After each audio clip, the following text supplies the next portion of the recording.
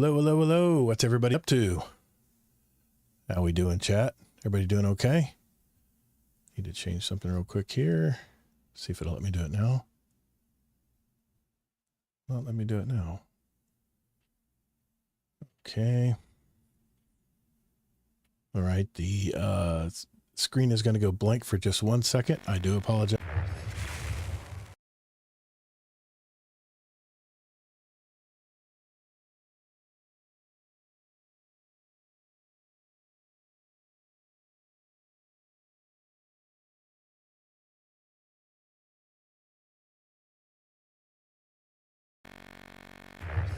Sorry about that, everybody. Yes, I just had to make sure my overlays were set up properly. How's everybody doing tonight? Hope everybody is well. Feel like right back in the seat. The seat's still a little warm from the last time I was here doing a live podcast. It's certainly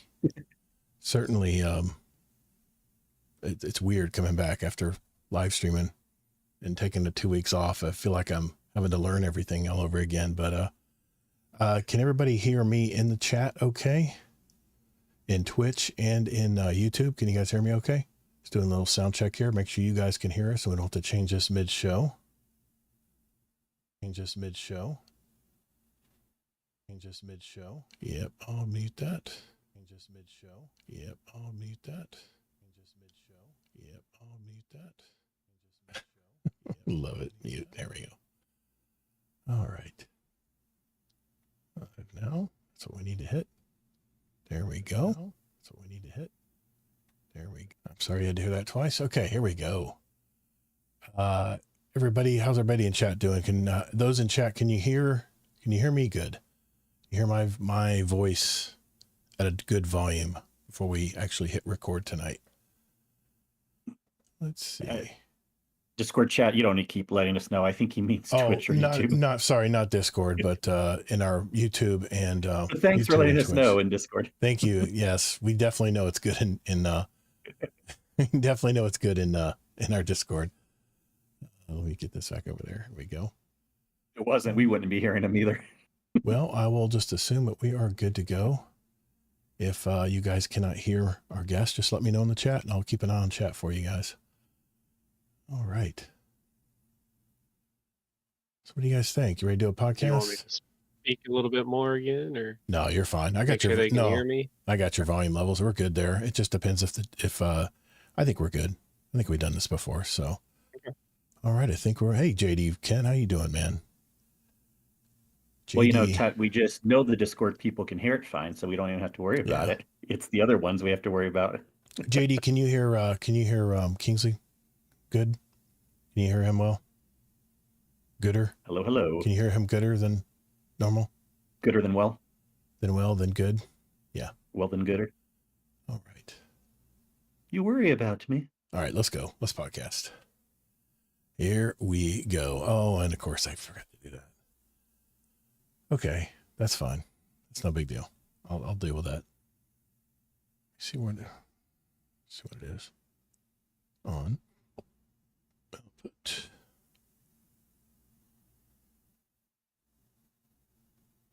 Okay. That actually might work. Okay. Yeah. Thanks, JD Kent. It's good to be back, man. Feel like I'm back in the saddle again here. We're just troubleshooting here to make sure everything is good to go. Okay. All right.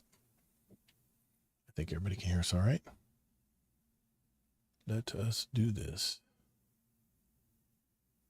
Yeah, that's not going to come through, but that's okay.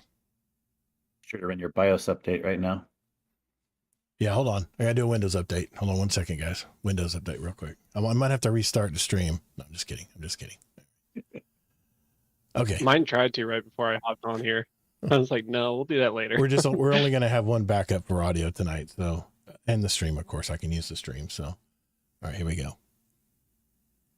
3, 2. Well, what's up, Guardian? Welcome to episode 310 of Guardian Downcast. I'm your host, Todd the Gator, and I'm a day one Guardian who loves gaming and especially the Destiny franchise. We're the podcast that's all about your stories, your community, and your destiny. This week, I'm back from a 2-week hiatus from our live shows. And to be honest, I was hoping that I didn't forget how to stream again.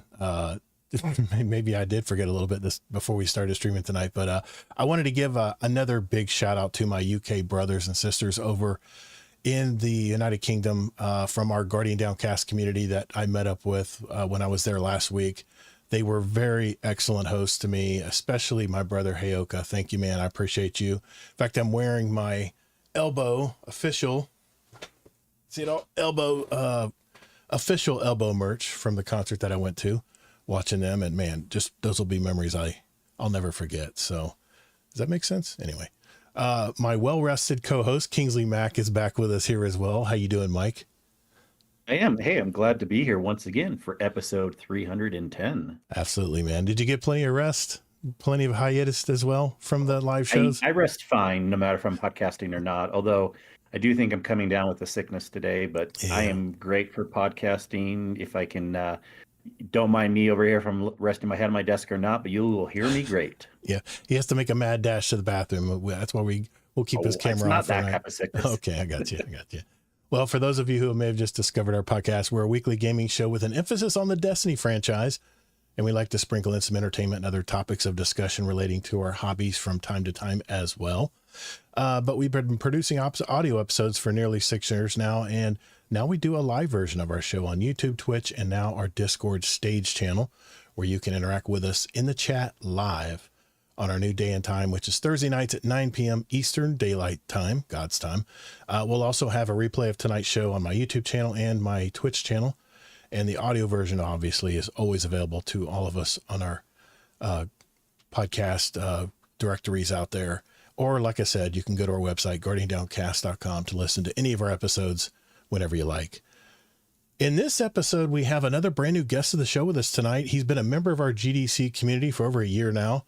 I've raided and played some Iron Banner with this guy, and he's truly a good dude. And tonight, we're all going to get to know him a little bit better. So please welcome to the show, Tajo Trade. How you doing, sir? Doing well. Thank you for having me on. Absolutely, man. I've been looking forward to this. We do one guest episode a month, and yeah, I was really looking forward to this one, man. So thanks. In this episode, we're going to first start off by sharing our impressions of the latest Bungie live stream we saw just this last Tuesday, and kind of give our highlights, things that we saw in the stream that we liked, and maybe stuff we didn't like so much. Next, we're going to turn to our guest, Tajo Trade, and just get to know him a little bit better. This is part of the podcast that I really love. Who is that gamer next to you in a fire team, right? I really believe once you know more about someone and get to see things kind of from their perspective, that there can be more mutual respect and understanding there. So I truly believe that. So we'll get the real truth, whether Tajo plays the correct character in Destiny 2 once and for all as well. And once we do that, I'll put Tajo through the paces of our fast fire question and answer segment that we've been doing for years now. Yeah, the speed run. We'll also go over this week's Bungie blog, the TWAB, or the TWID, as some of us here call it, and highlight any important new information as well. Next, we have a topic of the week that Tajo Trade wanted to discuss with us, and I'm all in for it. So we'll get into that as our topic of the week segment. As we do nearly every week, we'll look to our Discord community for any questions for the show, and hopefully those of you with us live in our chat tonight will post any questions or comments that you have as well. As I mentioned in the past, we encourage you guys to speak up. Let us hear your opinions and thoughts. It's truly the reason why I love doing the live shows. So let's hear them. Don't be shy. Then finally, we're going to choose some music to add to our Guardian Downcast time capsule, our Guardian Downcast show playlist on Spotify and Apple Music. I'll have the links for the show notes down in our podcast description if you want to follow along to that. We're all rested and eager to podcast. So if everyone's ready, let's roll. All right. Let us get into, before we get into the interview tonight, I wanted to go around the horn here and talk to everyone about the live stream that we encountered this Tuesday from Bungie. And I don't know if anybody's been scouring the YouTube channels out there, but we've gotten a lot of interesting feedback from people who have been watching watched the live stream this last Tuesday, and some are pretty comical, in fact. But I just want to go around the horn here and just get our impressions from that latest live stream. And Kingsley, what are your initial thoughts once you finish watching this reveal? Let's start there. Yeah, not just YouTube, but a lot of articles too, and community sentiment if you look around. Yes. But Yep. I don't know. I was kind of honestly bored with the stream. I felt like, why did they show this type of stream? I would have been perfectly okay if they didn't have a stream and then just had the one next week, which is from what they're saying they're going to show. So that one makes a little more sense to me. I mean, look, it's fine doing it, but the fact that they presented a lot of information we already knew and kind of that format again, where they're just sitting on the couch, just kind of like, yeah, like it's definitely different from before when we had like packed new information in the streams, and then maybe a little bit of question and answer at the end. I don't know, just real quick. The information in general this year has been very weird how they presented it to us, from releasing a majority of it to streamers ahead of time and then giving us a lot of repeat information in twids and streams with little new tidbits of information here and there, but it makes it really hard to kind of disseminate, like, okay, this is the new piece of information. Like the one new thing in this, kind of this last stream was the new heavy legendary crossbow thing. It's like, there was a little bit more, to be fair, but it's kind of like a lot of this we already kind of knew. So I was kind of watching in the background, no big deal. I wasn't mad that they had the stream. And some people did the joke, like, this could have been an email. The jokes like, why do we have meetings? Just send it in an email. This could have been an email, Bungie. We didn't need to have I heard all kinds of comments. It was pretty funny, actually. Tajo, what do you think, man? Just initial impressions. What do you think about it? Initial thoughts are pretty aligned with Kingsley. Like, it seemed like it was a bunch of stuff we already knew about. It could have easily been put into a twid. In the little bit that they shown wasn't really anything that you really needed to see. Like, they had the people in the shooting gallery behind them just kind of messing around. It didn't really add to anything. You know what I mean? Yeah. Like, I could have just listened to it. I didn't have to watch it. So it seems almost like a waste. There were some highlights that I did like from it. I mean, I was expecting a lot more, obviously, but I kind of like the way that they're, they usually with any new content that Bungie's releasing, they usually have one giant like info dump. And, usually what we have to do is we have to go back to YouTube and replay it several times and kind of analyze what exactly they said. But this one was so short. I think it was 40 minutes, maybe, if that. And they focused on one area of the game. That was the Armor 3.0. And, they mentioned all the new exotics, which we already got in a TWAB. Thought that was kind of odd that they were kind of talking about stuff that they already talked about in the TWAB. And you're going to find out in this week's TWAB that they're again talking about things that they've already talked about before, either from the live stream or from a previous TWAB. So one thing I did like, there's not many things to pull here, but I did write a few notes. I was jotting down notes as I was watching the live stream. And I like this new ammo system. They're of course showing an old strike. I'm like, why are they showing old stuff? But that's fine. I don't mind going in dark. But this ammo generation system they have, which we got to see in action, as they're playing this strike, I kind of like it. I kind of like that we have determined amount of, we know when the ammo is going to drop, at least for us, right? I mean, if we put, hopefully we'll still have Ammo Scout mods on where we can drop it for our teammates as well. But yeah, I already know that too. We kind of did, but at least we get to, I got to see it in action a little bit, See it, yeah. That part I did like, but let me see. I'm looking at my notes here. Is there anything else I liked? I'm telling you, pretty much the main new thing was the crossbow. Yeah, and the crossbow had different types of bolts. I remember hearing about that. And yeah, I mean, that was cool that there's a serrated bolt that when you pull it out does more damage. Okay. And the fact that the crossbow has unlimited ammo if you want to go and get it. It's kind of like the Titan hammer, right? If you want to go chase a Titan hammer, you can have unlimited Titan hammers. If it doesn't, they give you so much time and it blows up. But I mean, trying to be positive here, man. Everyone has been shitting on this game, and I'm like, it's not all that bad, guys. But I there wasn't a lot in this live stream that. Okay, all right. Here's one thing.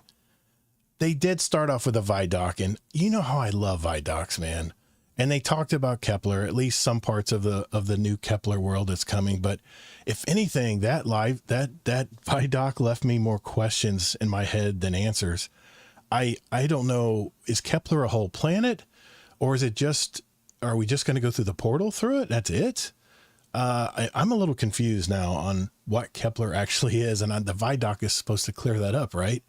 So I'm a little confused here, but I did love that they opened with a Vidoc. It just wasn't, we have some really good Vidocs that we saw in the past Bungie live streams. And this one was, well, it was kind of terse. It was kind of short, any other highlights you guys can come up with? Or, I guess we'll just dump into it. Anything that you had to say about it? I guess the floor's open, I guess. I want to agree with you on the ammo thing, being able to see that progress bar and know it's like, hey, if I get one more kill, I'll get my heavy ammo, so, before we start DPS, let me just kill this last guy. Right.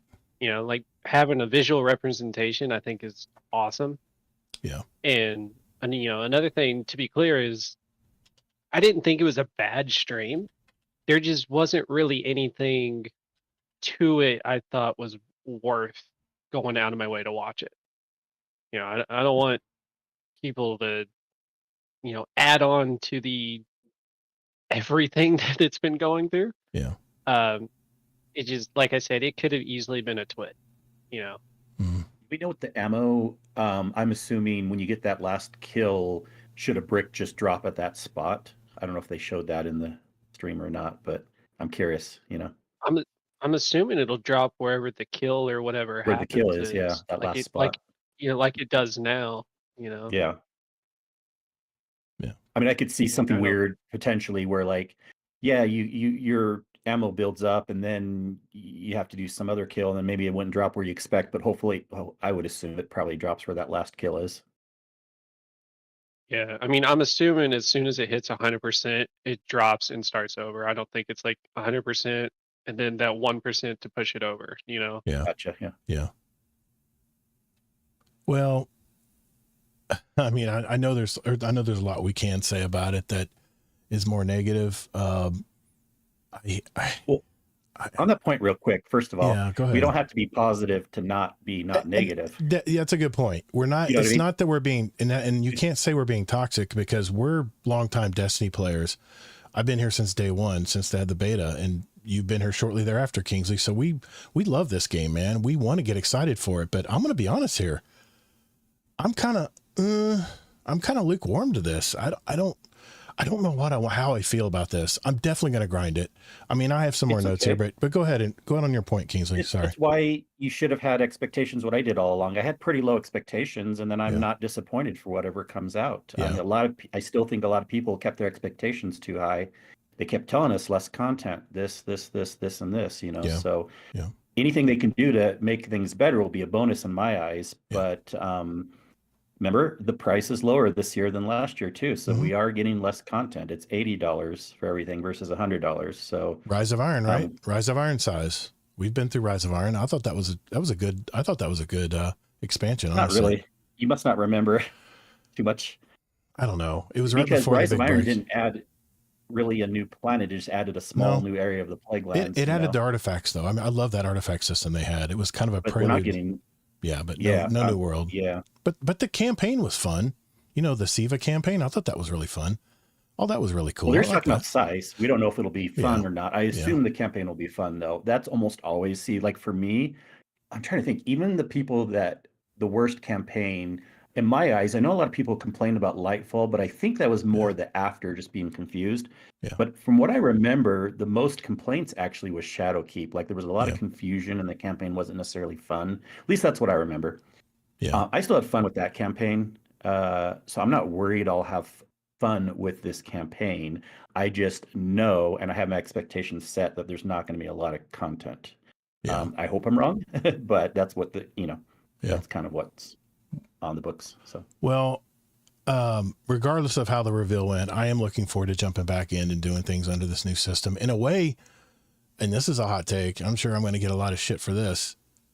It feels like a Destiny 3 to me because there's all new systems. I have to reevaluate all my weapons I have now and the armor that I have now. I mean, we don't really know where we stand yet as far as, we don't really know what our current gear is actually going to be any good, or how good it is it going to be, and how does it translate into this new tier system, because they said that they're going to translate our gear, but the new values will be different. We do know? Kind of know. Kind of like, okay. Sorry, go ahead, Tajo. Yeah, I mean, I can answer that right now because they say it in the TWID later. Yeah. Your stats are a 1-to-1 change. 1.1. So the order will be the same. Right. But as far as tier wise, a lot of our stats right now are in the mid high 60s. So that's tier 3, tier 4 right off the bat. Mm-hmm. I mean, going into it later, you can get a little bit more into it, but it's nice that they gave you those definitive numbers of like, hey, if your stat value is this is what tier you're in. Right. Well, I was going to mention, but I ahead. think it'll make more sense to say for the TWID as we have talking points there. But at the end of this discussion, I was originally going to bring up, to me, one of the most interesting things that maybe we don't know how it's going to turn out, but it might be slightly controversial. I think I'll have fun with it, but is the new seasonal featured weapons and armor, because they're going to get bonuses. But Bungie decided to talk more about that again in the TWID today, so I'll just save it for then. Yeah, exactly. I'm going to tell you what, though. I did want to make a comment about the Rite of the Nine.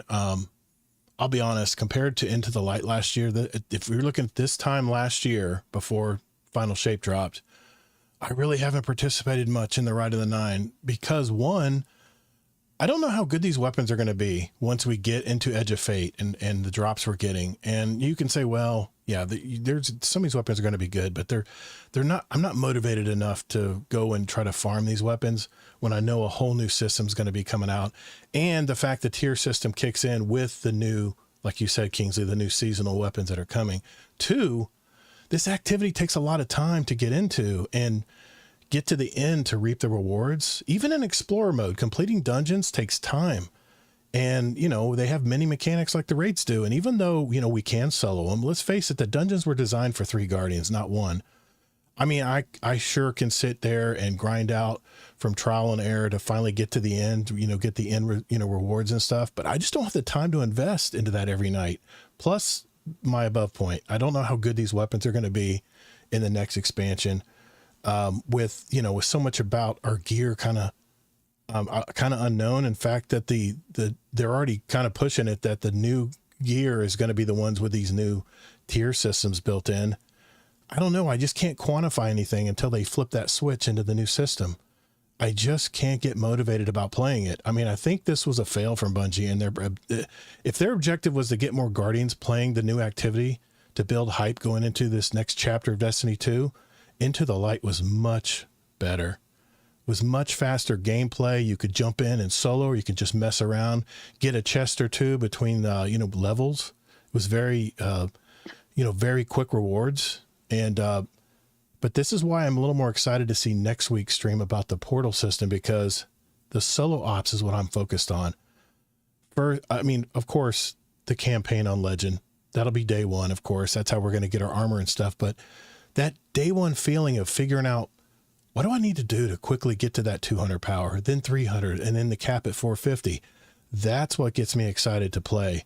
I've jumped into a bunch of Legend and Master Lost sectors in the past, but there's really not a worthy reward at them right now. So I'm hoping that this new customizable portal system for solo ops will get me those rewards we're jumping into, even more difficult content for an hour or so. But the Rite of the Nine, it's just been a bust for me. And it's too bad because I love everything about the 9. I'm looking forward to learning more about the new story and chapter of Destiny 2. Please, Bungie, you do have a story, right? Just making sure. Because I didn't really see I didn't really see much gameplay that was new in the reveal.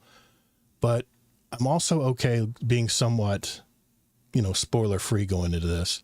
So it just it's much more nuanced than that, I feel like, because we've had some discussions about this. It's not the discussion of being spoiler free, because even in previous years where we've been Yeah. quote spoiler free, Right. they've still shown us more by now.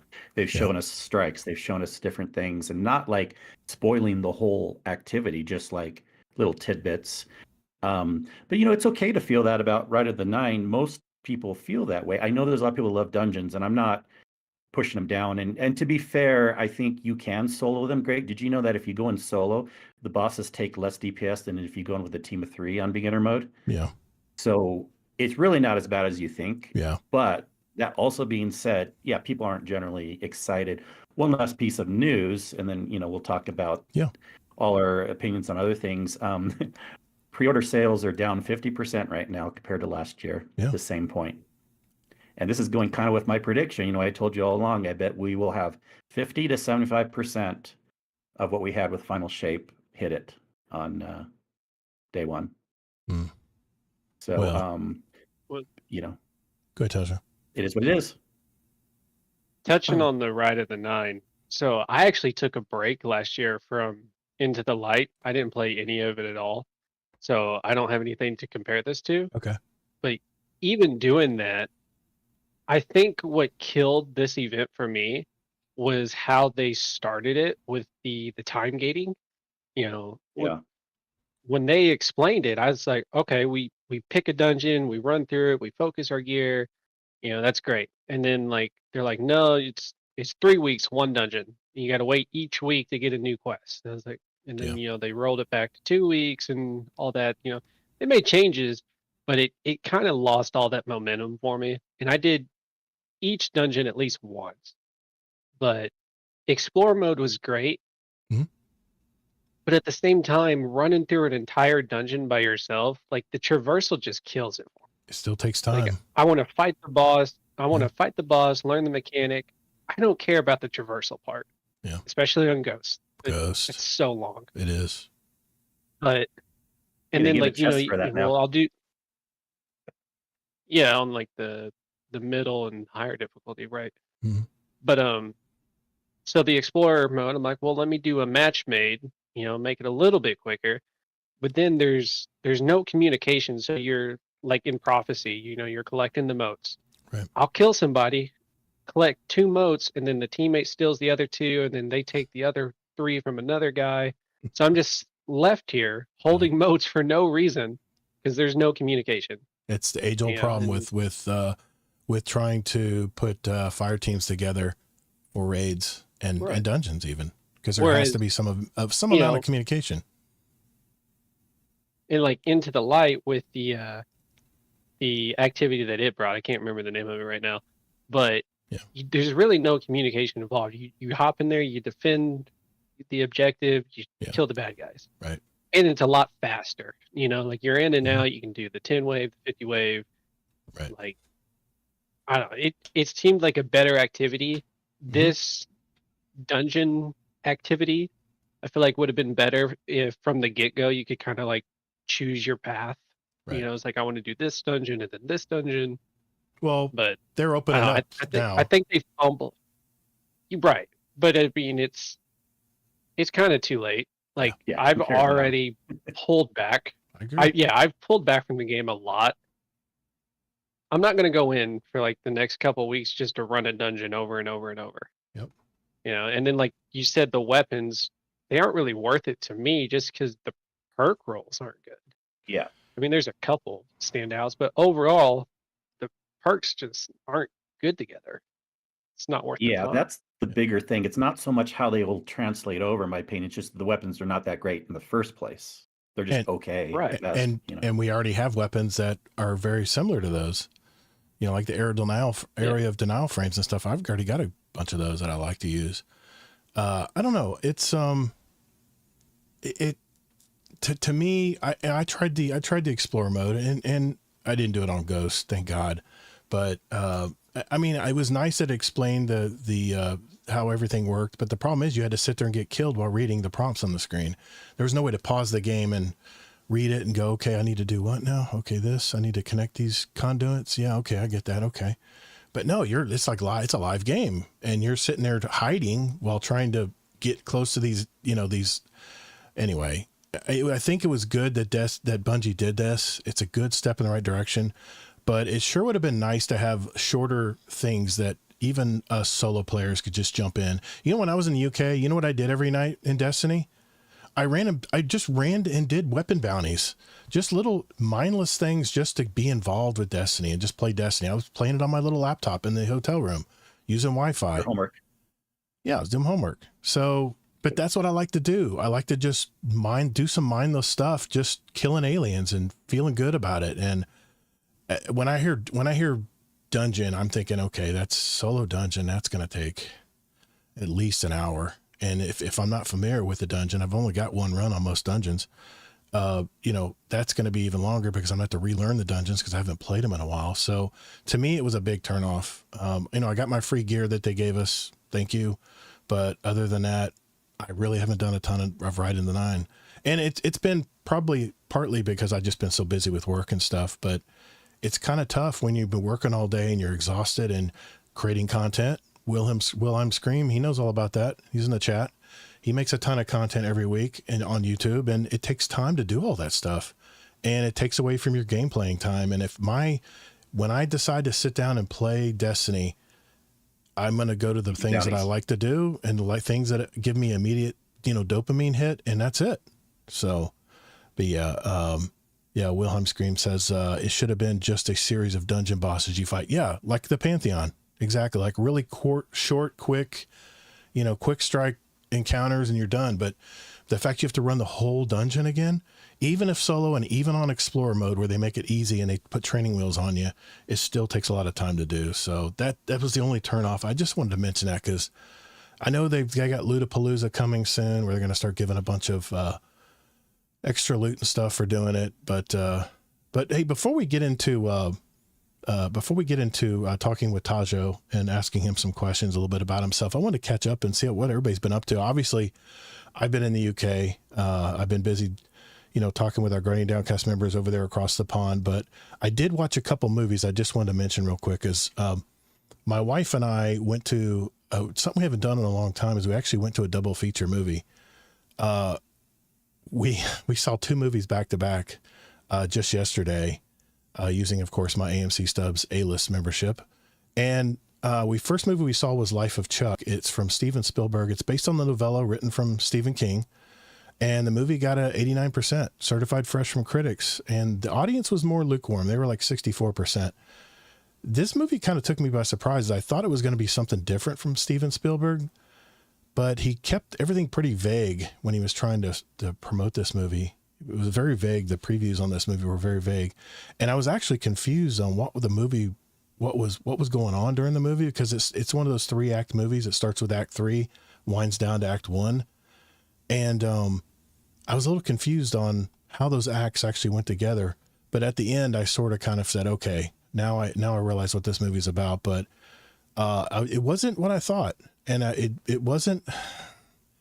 I don't know. My wife liked it more than me, but I give this one 3.5 stars. It was good, but not great.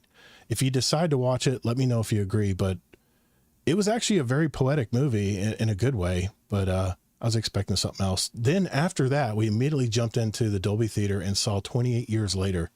This is the sequel to 28 Days Later, which was back in 2002. It's based in the UK, how there's they have a rage virus that just immediately, if you get bitten by these raged people that are infected, you become basically a zombie, a crazy fast hyper zombie. It's like Call of Duty zombies on steroids. And these zombies, Danny Boyle is really good at making these zombies actually scary. And they had like super zombies that were like called alphas that actually pulled a man's spine that was alive out of his body and just kind of hanging. It was pretty scary stuff. But we did watch it in a Dolby. Like I said, it was good sound and stuff. But this one I gave closer to 4 stars because it was actually very entertaining and very good. And I am going to be seeing F1 with Brad Pitt and Javier Bardem next week. I'll let you guys know what I think about that. But other than playing some Iron Banner on Monday nights like I normally do, that has been my week because I just got back on Saturday. So I'm just curious, what have you guys been up to this week? Question for you. Yeah, Tajo. I'm guessing you didn't play any Clair Obscur? I did not. I did You know not. how I know you didn't? Because you didn't. You know how I know? I don't know. Because if you did, it's such a good game, you I would know. have DM'd me I how know. much you're enjoying it. I downloaded it. I actually tried out Game Pass. I got Game Pass for PC. I actually got the preview one. You know, the one where you can try for a month for $1 or something, and it's like $11.99 a month after that. I went ahead and it's been downloaded and everything, and I'm still gonna play it. I have a feeling I'm gonna have a couple weeks to do it, going up until Destiny here, because I don't believe you. because you can't you can't do any bounty prep. They already told you the bounties are going to be useless. You know, when you decide Yet you were still doing bounties. Oh, I'm doing bounties. No, main reason I'm doing bounties is because my second character in my GDC2 clan, I don't have him all the way maxed out on the season pass. I'm just trying to get some XP. If Todd actually does play the game, should I delete a bunch of stuff in Destiny? I don't know. I'm gonna have but hey, remember now, Borderlands 4 is coming out too this summer, so we're gonna have a couple really good games to play. And then of course about that's September. You know, but Clear Obscura, I'm gonna play it. It's downloaded, man. It's already there waiting. Anyways, sorry. No, I only mentioned that because no. Hold on a second. I knew you didn't play it because it's such a good game. I haven't talked to anyone who hasn't loved it. Okay. So if you actually played it, you would have DM'd me. I know you would have. Okay. All right. Well, I'm gonna that's touche. I'm gonna ask you, have you been watching Andor? No. I didn't say I would though. Oh, I know. I'm just curious. What if you watched. You said you'd play Clear Obscura. I did. I you know what it was, Kingsley? I would come home. I mean, every day we were in the UK, we did something all day. And I'll tell you what, if you've ever driven in the UK, you're mentally exhausted when you get home because you have to learn how to drive all over again. And not only just the left, everyone says, oh, it's just left-hand side of the road. No. There's all new signs. You got roundabouts, 4-lane roundabouts. They call them spiral roundabouts. It's crazy. You start in the middle lane and you spiral eventually into the outside lane and hope that no one hits you. I'm telling you, I was mentally exhausted when I got home. I don't understand why, but people always like over prep for vacations. Like they bring like crossword puzzles, they bring like extra games, and you don't have time for all that shit. You're so tired when you get home. I literally had basically an hour before I just passed out. In fact, one night I was playing bounties and I actually caught myself asleep. Woke up and I think my character was on Cosmodrome or something, about to fall off the ledge or something. I don't know. It was nuts. But what have you been up to, Kingsley, this week? So you're a good company with HD Tech if he's in the chat. I think I saw him in there. I think I saw HD in there. Yeah. I mean, entertainment-wise, nothing too interesting. Yeah. So ran some really great raids with people in the community these last couple of weeks, as always. Nothing really too interesting to share there, but I do have some. I won't talk about it right now, but I do have some interesting ideas of some raids I want to run coming up in these next couple of weeks, and maybe we can get a crew together. You know, we kind of had a DM chat about it, but other than that, I've been not busy, but not like really interested to watch a lot of TV or movies right now.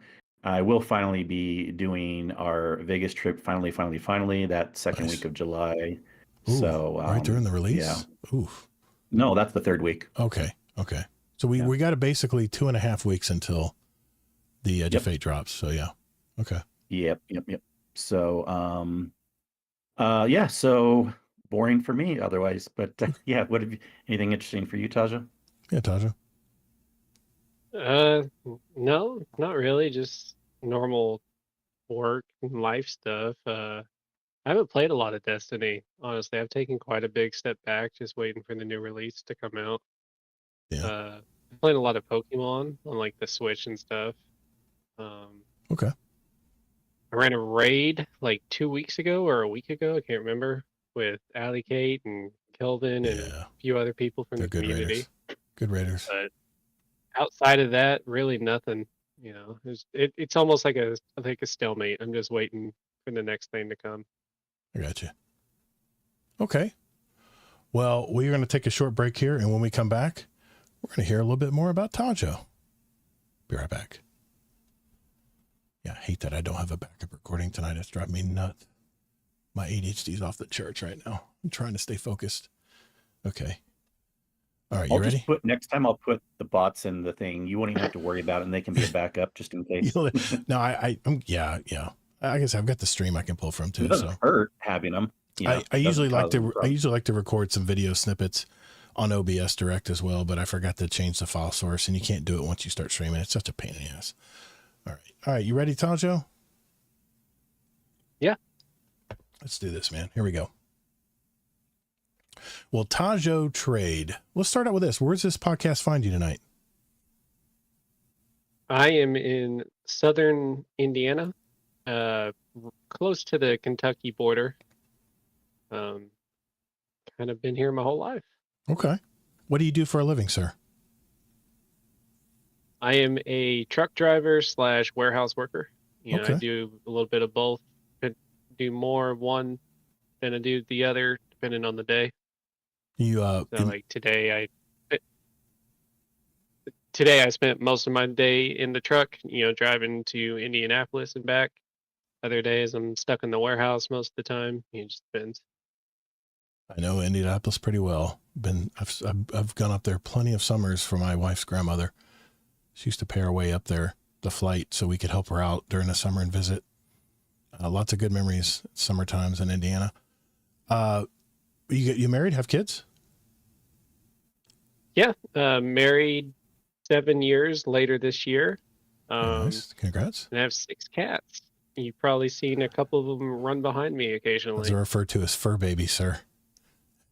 Fur babies, yeah, Gotcha. exactly. I got you. When did you first get into video games? Did you do it as a kid, or were you a late bloomer? Where'd that start? Yeah, no, they were pretty much always in my life. As far back as I can remember, I can, imagine myself playing something. Okay. What was your first game? Just curious. I don't know what my first game is. My most prominent early game, it's not my first, but it's my most prominent, is playing Starsky and Hutch on the original Xbox. Nice, man. Nice. How did you actually find Destiny, and when did you start playing Destiny? What would you consider yourself? Well, I've been around since the beginning, but I don't consider myself that way because I don't remember the beginning very well, and I haven't, I played that and then I took a really long break. I think I played the first year, maybe 2 that Destiny was out, and then I didn't get back into it to Destiny 2 until like a month or a couple weeks right before Lightfall. So I basically just say I came in at Lightfall, but I have played the original. Did you do any Destiny 1 raids? Yeah, good point. No, absolutely not. No. Is there a memory that kind of brings a smile to your face from playing early times in Destiny or now?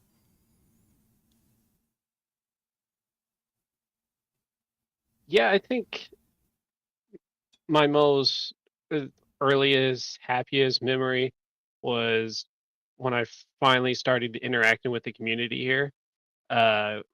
It was Trash Panda and Mullet. They took me through A dungeon? Ghost of the Deep for the first time. And yeah. They did me as well. Yeah, of course, a dungeon. Yeah, Yep.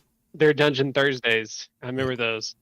But that was my first interaction with like a community member, and it was great. He kind of took me under his wing. He helped me learn how to do Hunter a little bit more, and it's just a good time. Yeah, Ryan was a good dude. I don't know. I think he's taking a break from gaming now, but hopefully we'll see him back soon. Yeah, he was a great Sherpa. Great Sherpa, that's for sure. Yeah. What character in the game do you like most, and why? It could be an NPC. It could be anybody. Well, if I'm being honest, none of them, because I don't pay attention to them. Okay. I'm not a campaign person. I skip anything I'm allowed to skip. So if you give me the option, I'm skipping through it. I don't care what it is. Okay. And when I can't skip something, I get annoyed and I refuse to pay attention to it. Okay. So, but if you want me to choose somebody, no, if you want me to choose somebody, I'll probably just go with Zavala. Okay. Just because he seems very straight and narrow, no nonsense type of person. You're the anti-Kingsley. I didn't think I'd ever find someone like you out there. Yeah, Kingsley likes to discover. He likes the story. It's more about like running the missions. That I assume you mean more the cutscenes because you can't skip missions. Right. Yeah. Well, even the missions, I try to just blow through because I don't care about. I just want to get done so I can get everything else opened up so I can do stuff. Right. And it's not just Destiny. It's any game that I play. I don't want to watch anything. I just want to play the game. But do you not consider the campaigns playing the game? Is there like you prefer more PvP or what's kind of your? Sorry if this is a question later, Todd. What's your favorite thing to do in the game? Yeah, it's a good question. As far as Destiny or like just activities. Yeah, like activities. So I just like the PvE. I'm not real big on PvP because it feels like, I know this is controversial, especially for you, Todd. It doesn't feel like there's an end goal, or I'm only playing myself, right? So there's no way for me to get better. Like I am how I am. Okay. If I beat somebody, I didn't beat them. They just, they missed their shots or something, Right. I hit more than they did. I prefer PvE because it's a lot easier for me to assess where I am, what I'm doing. The rewards tend to be better, and then it's just more fun and satisfying. I don't have to stress about anything.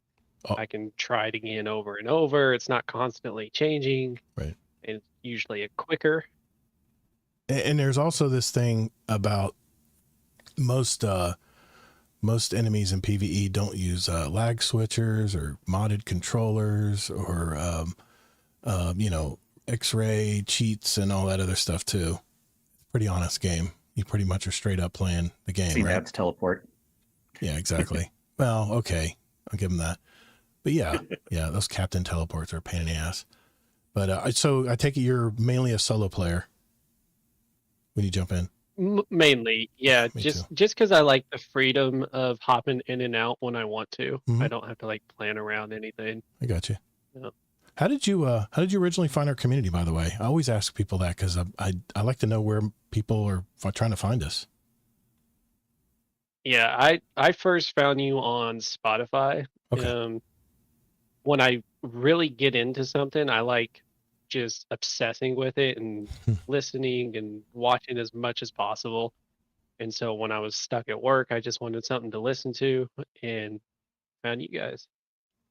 Yeah, King Tut, I'm talking about PvE enemies, not the guardians that have net limiters. No, I know what you mean by that, but trying to get those DPS numbers in.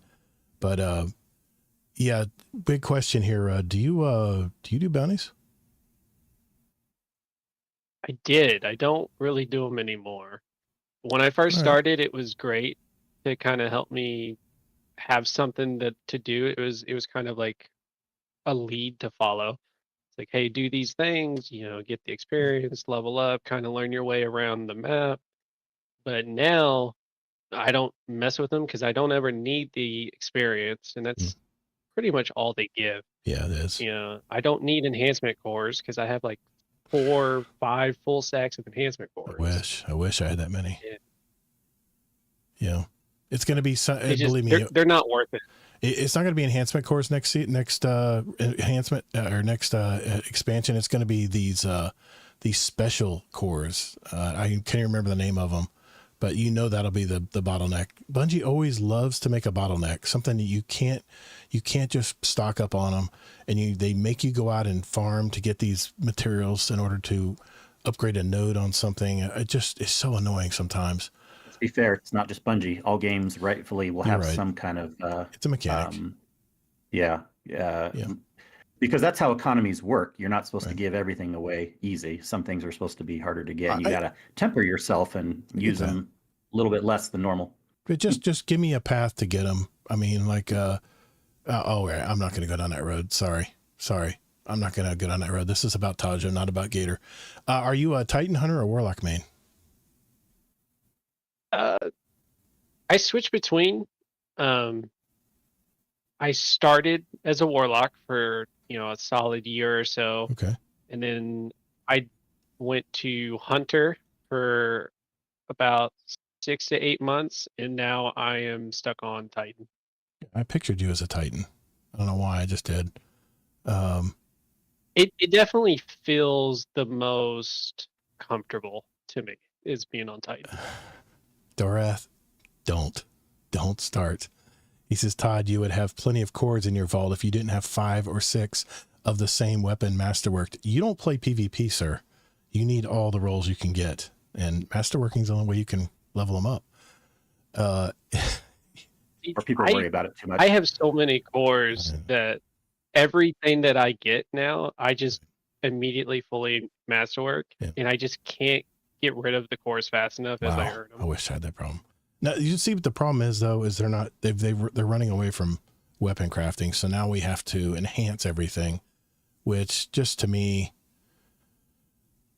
anyway, to me it's just such a waste, because you'll put all these materials and enhancing this weapon, and then what if next season the sandbox changes up and Headseeker isn't that great?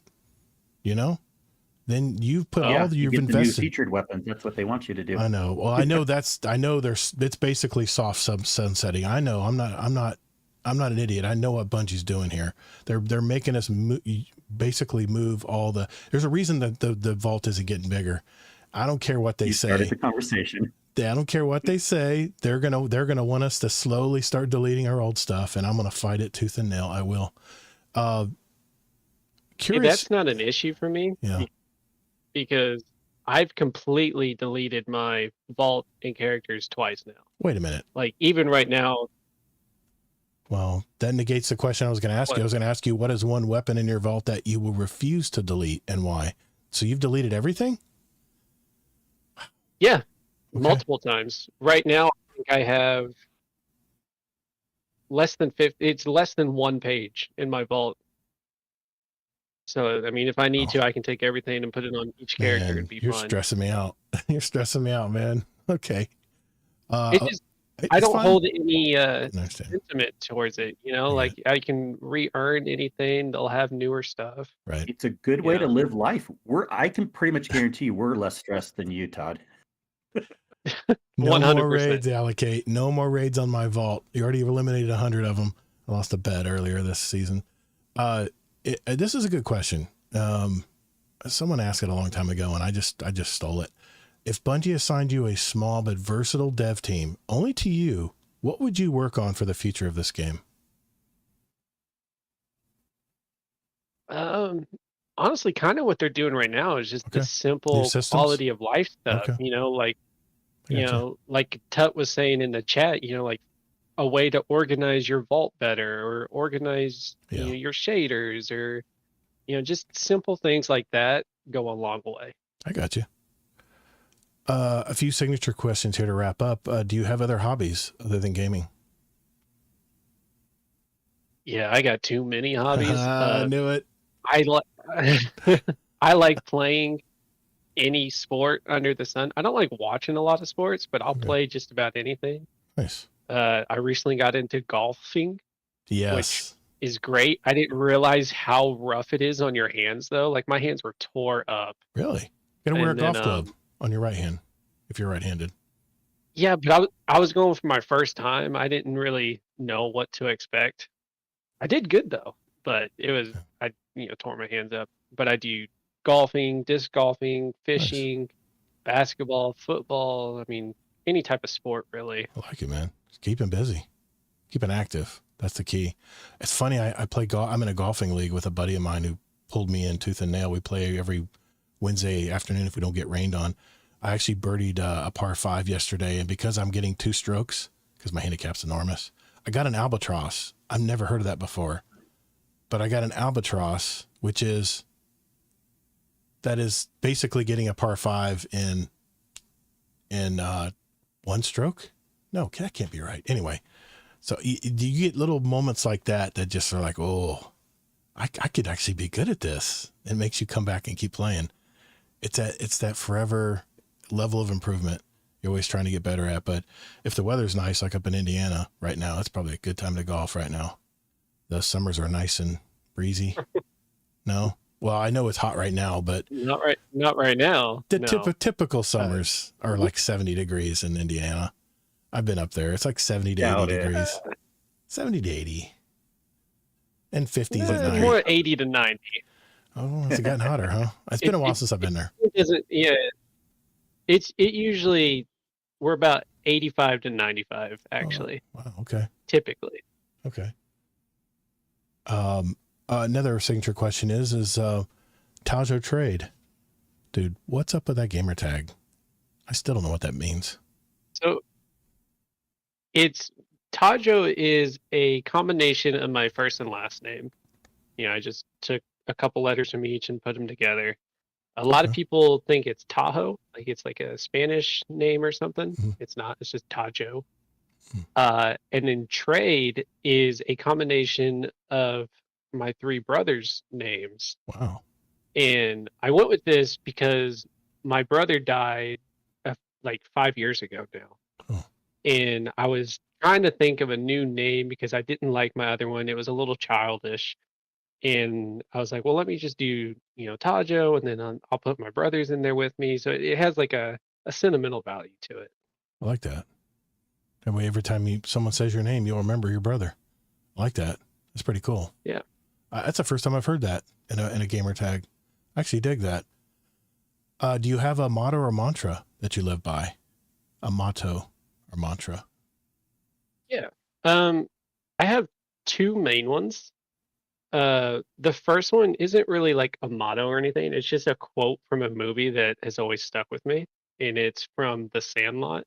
It's when Babe Ruth comes to the room and he says, heroes get remembered, but legends never die. Follow your heart, kid, and you can never go wrong.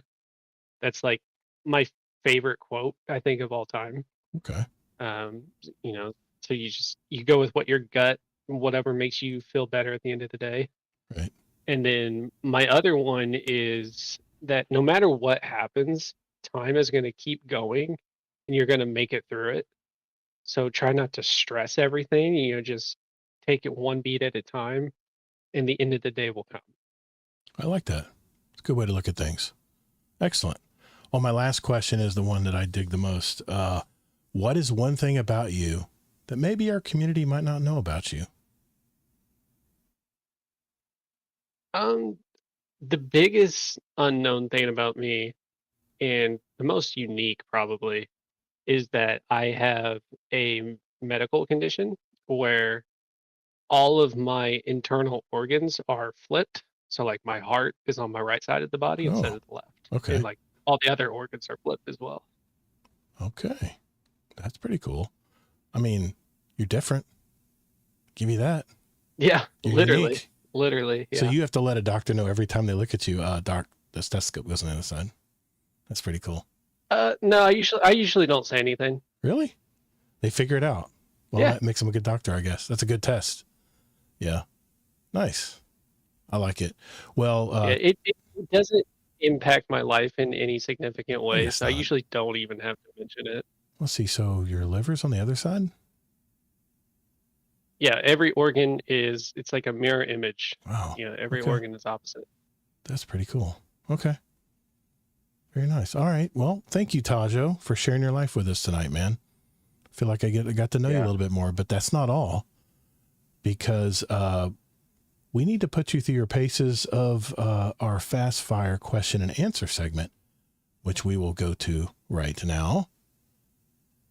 This segment is called the speed run. I've handpicked 25 questions from a pool of over 1,000 that people have submitted to us over the years from our community. They're quick, simple questions to get to know our guests at an even deeper level.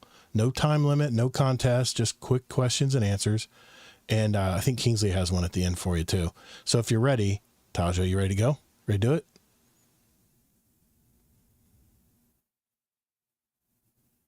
All set? I lost audio for a second. We're good now. Okay. All right, here we go. Number 1, morning person or night owl? Morning person. Okay. Chick-fil-A or Popeyes? Chick-fil-A. I've only had Popeyes once and I was too young to remember it. Okay. What is your favorite Destiny exotic? It can be from either Destiny game. Kvostov. Nice. Okay. If you could, like the exotic version. yeah, I got you. If you could choose, who would voice your ghost? Sam Jackson. I like it. All right. Void, solar, arc, stasis, or strand? Arc. Okay. Definitely a Titan. Pulse, hand cannon, scout, or auto rifle? Auto rifle. Okay. So you're going to definitely use that vest. That, No. no? It's going to work. Oh, okay. Nope. Okay. Nope. What is your favorite breakfast? What is or was your favorite breakfast cereal? Because it could be from childhood. Probably. Yeah, I haven't ate that in so long. Cinnamon Toast Crunch. Good. Good choice. What was one of the first music albums you listened to? That may be a deep cut. Yeah, the earliest one I can remember is Trapped, and it was the one where like the cover was him like mowing the lawn. I love Trap. Yeah. That's a great group. Yeah. What's the worst job you've ever had? Telemarketer. Oh, gotcha. What is your beverage of choice? I really like Monsters, so Okay. probably Monster. We'll go with Monster that. Energy. Okay. Stealth or guns blazing?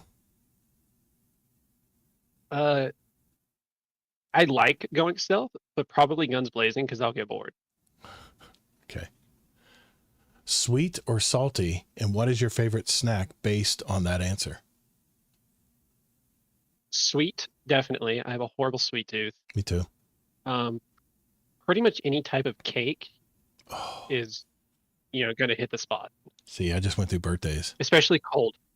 Oh, It has to okay. be cold cake. What, like ice cream cake? No. Like Refrigerated. just like sitting in the refrigerator. Okay, Yeah, I like that yeah, because the icing's nice and firm. I like that too. yeah. Okay. I don't like warm desserts typically. Okay. All right. Are Guardians spoiled, or does Bungie spoil the players?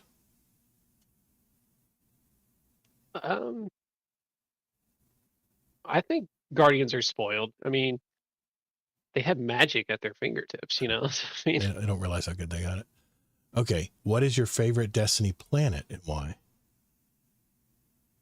Cosmodrome, just because it's kind of like the first one you're introduced to, and Yeah. it's the one I always go back if I just want to do bounties on the rare occasion And it's or Earth. kill It's some home. time or something. Yeah, it's home. Yeah. Yeah.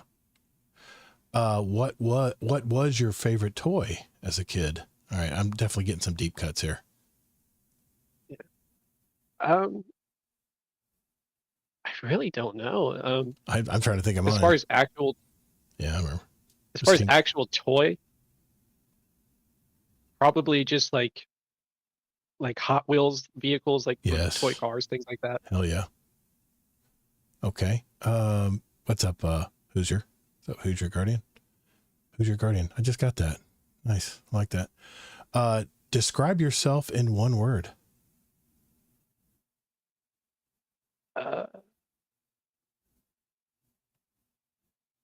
Numb. Okay. I don't know. Okay, that's fine. Just I don't typically show a lot of emotion. I Okay. just try to get through the day. Got you. Game winning score or game saving stop? Saving stop. Okay.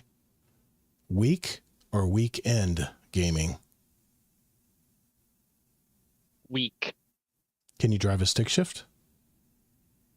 Yes. Of course, you drive a truck. Favorite armor shader color, and you may use dim if you need to, or your app. Honestly, I really like that new, like the one they just released for Pride Month. I really like how like the rainbow, Yeah. Alternating colors. Yeah. I think it works really well with a lot of armor pieces.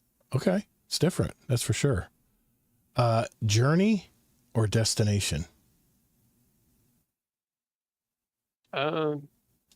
Destination. Okay. Do you eat your leftovers or do they spoil in the fridge? I don't like having leftovers, so I usually only make enough to eat then and there. Gotcha. If you could take one famous person to dinner, who would it be? Do I have to pay? Because No. I mean, they're famous. They No. they should pay. Yeah, who would you go to dinner with if they were famous? Who would be your choice?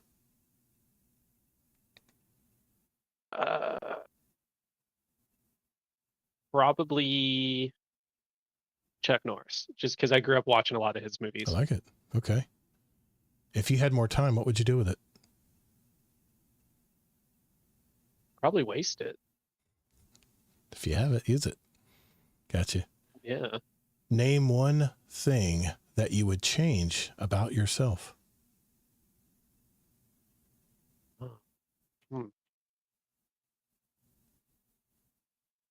You know, I'm already pretty tall, but maybe like just slightly more.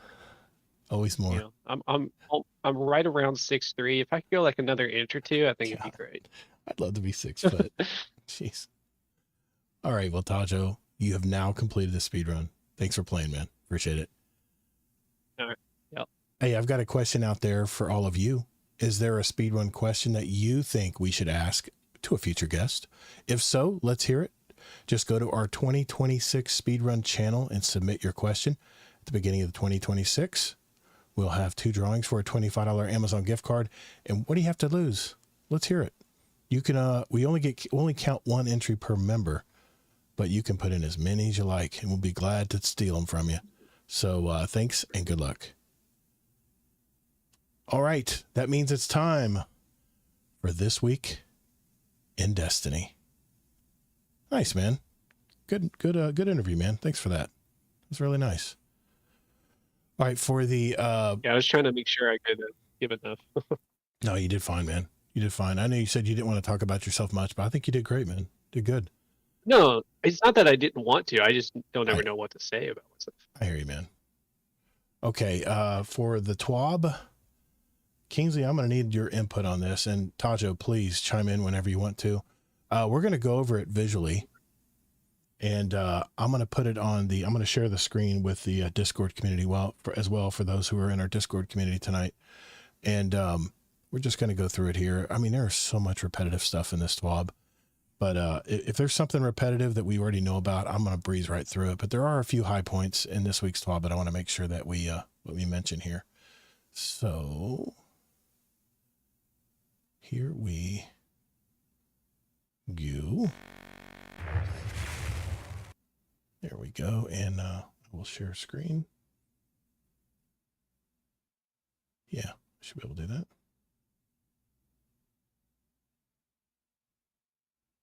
There we go. For those of you in the Discord that want to follow along with us. Okay, here we go. You there, Kingsley? Yeah. Oh, crap. What happened to the windows? Oh, that's because I put that screen in there. Shoot. No, don't worry about it then. Dang it. You can do that next week if at all. Sorry, guys. I'll have it adjusted next week, as I'm sure we'll have another TWAB next week to deal with.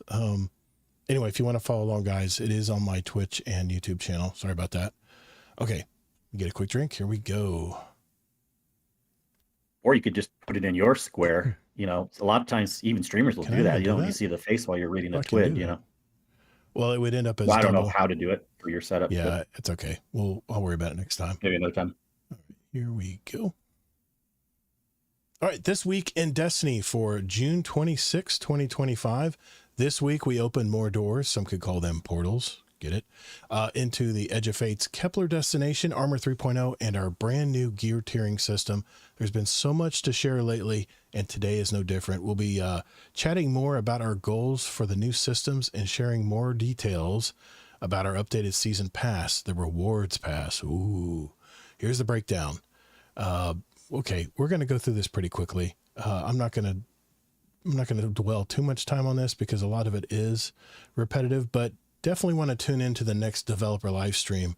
This week was all about the Armor 3.0, gear tiers, and sandbox. Next week, let's chat a bit more about Kepler, what's coming with the Edge of Fate. Join us on Tuesday, July 1st at 10 p.m. Pacific time for our second Edge of Fate developer live stream. We're planning to give you a glimpse of the campaign, crank up the difficulty with the new world tiers system, and let you see how this and all the other new sandbox changes come together. We'll also have a dev team on the floor ready to share many details about power, progression. Okay, I like that. The portal, Guardian ranks, quality of life changes, and more. So save the date, July 1st, 10 a.m. And there's also a new emblem you can get if you watch 15 minutes or more of the stream on Twitch. It has to be Twitch because that's the only one that'll fulfill the new emblem. So they're not too bad. I don't know. What do you guys think? It's a decent little emblem. I don't know. No, this was boring to me. Looks okay. I mean, it's not like last. I don't like the color scheme very much. I like last week's a lot better, but it's okay. Hey, they're giving it to us for watching for 15 minutes. I'm good with that. They talked about the last week's live stream, which we kind of already went through. So if you want to watch that, that is listed right there. And I don't know what this is. Do you guys have any clue what this is about? Yeah, it's basically what's happening leading up for this is stuff that back when I even heard the rumors a long time ago that ended up being true, that basically how the whole campaign's going to start. There's going to be a mysterious thing that happens. So we'll just leave it at that. But okay. Yeah, anomalous object. Let's just that's the important part right there. Anomalous object. Okay. Don't think of it as like some big planetoid thing, by the way, but right. It's something much smaller, but yeah. Well, it's not very long. I'll just read it real quick. A leather-bound binder locked by a numeric code, redacted, black, filled with documentation regarding redacted, space, and redacted. The binder is scarred with an unknown residue, like rubberized mold. An addition has been made to the pages within redacted. Otherwise, the binder itself appears to retain its original properties and pages. Contains classified information. Information has been stricken from this audit. Agents may request access directly from Director Moffat. Report: a DEO binder disappeared from a DEO test site on redacted. An anomalous object was found in the back lot outside DEO site number 7 on the ground. It had been confirmed on 3 separate occasions that this object is, in fact, the very same redacted binder that the Internal Institute initiated this audit to recover. There is no missing information, but the DEO cannot assume the information has not been copied, and the addition to the binder's content brings up questions of its origin. The II will transfer investigation of this matter to a more appropriate internal department equipped to analyze temporal redacted. So, okay, we'll leave that for what it is. They talked about the new armor. This was all in the live stream from last week. So if you want to go into detail on the different armor perks, is there anything in here, guys, that I need to pull out of this information, or is this all repetitive about the armor 3.0? Is there anything in here we need to mention, Kingsley? Not for me. I want to give more details on a different section, but if Tajo has anything in the armor section. Anything here you want to? I have stuff about the set bonuses and archetypes, but as far as our armor 3.0 in general, no. Well, okay. So the set bonuses, think of set bonuses like an origin trait for armor, reflection of that armor's theme that you can fold into the way you build your plays. I know when we play Iron Banner, we need to put on either the ornament or the armor, and it gives you a bonus to XP that you can earn in Iron Banner. So that's kind of what they're talking about here, except it's much more specific.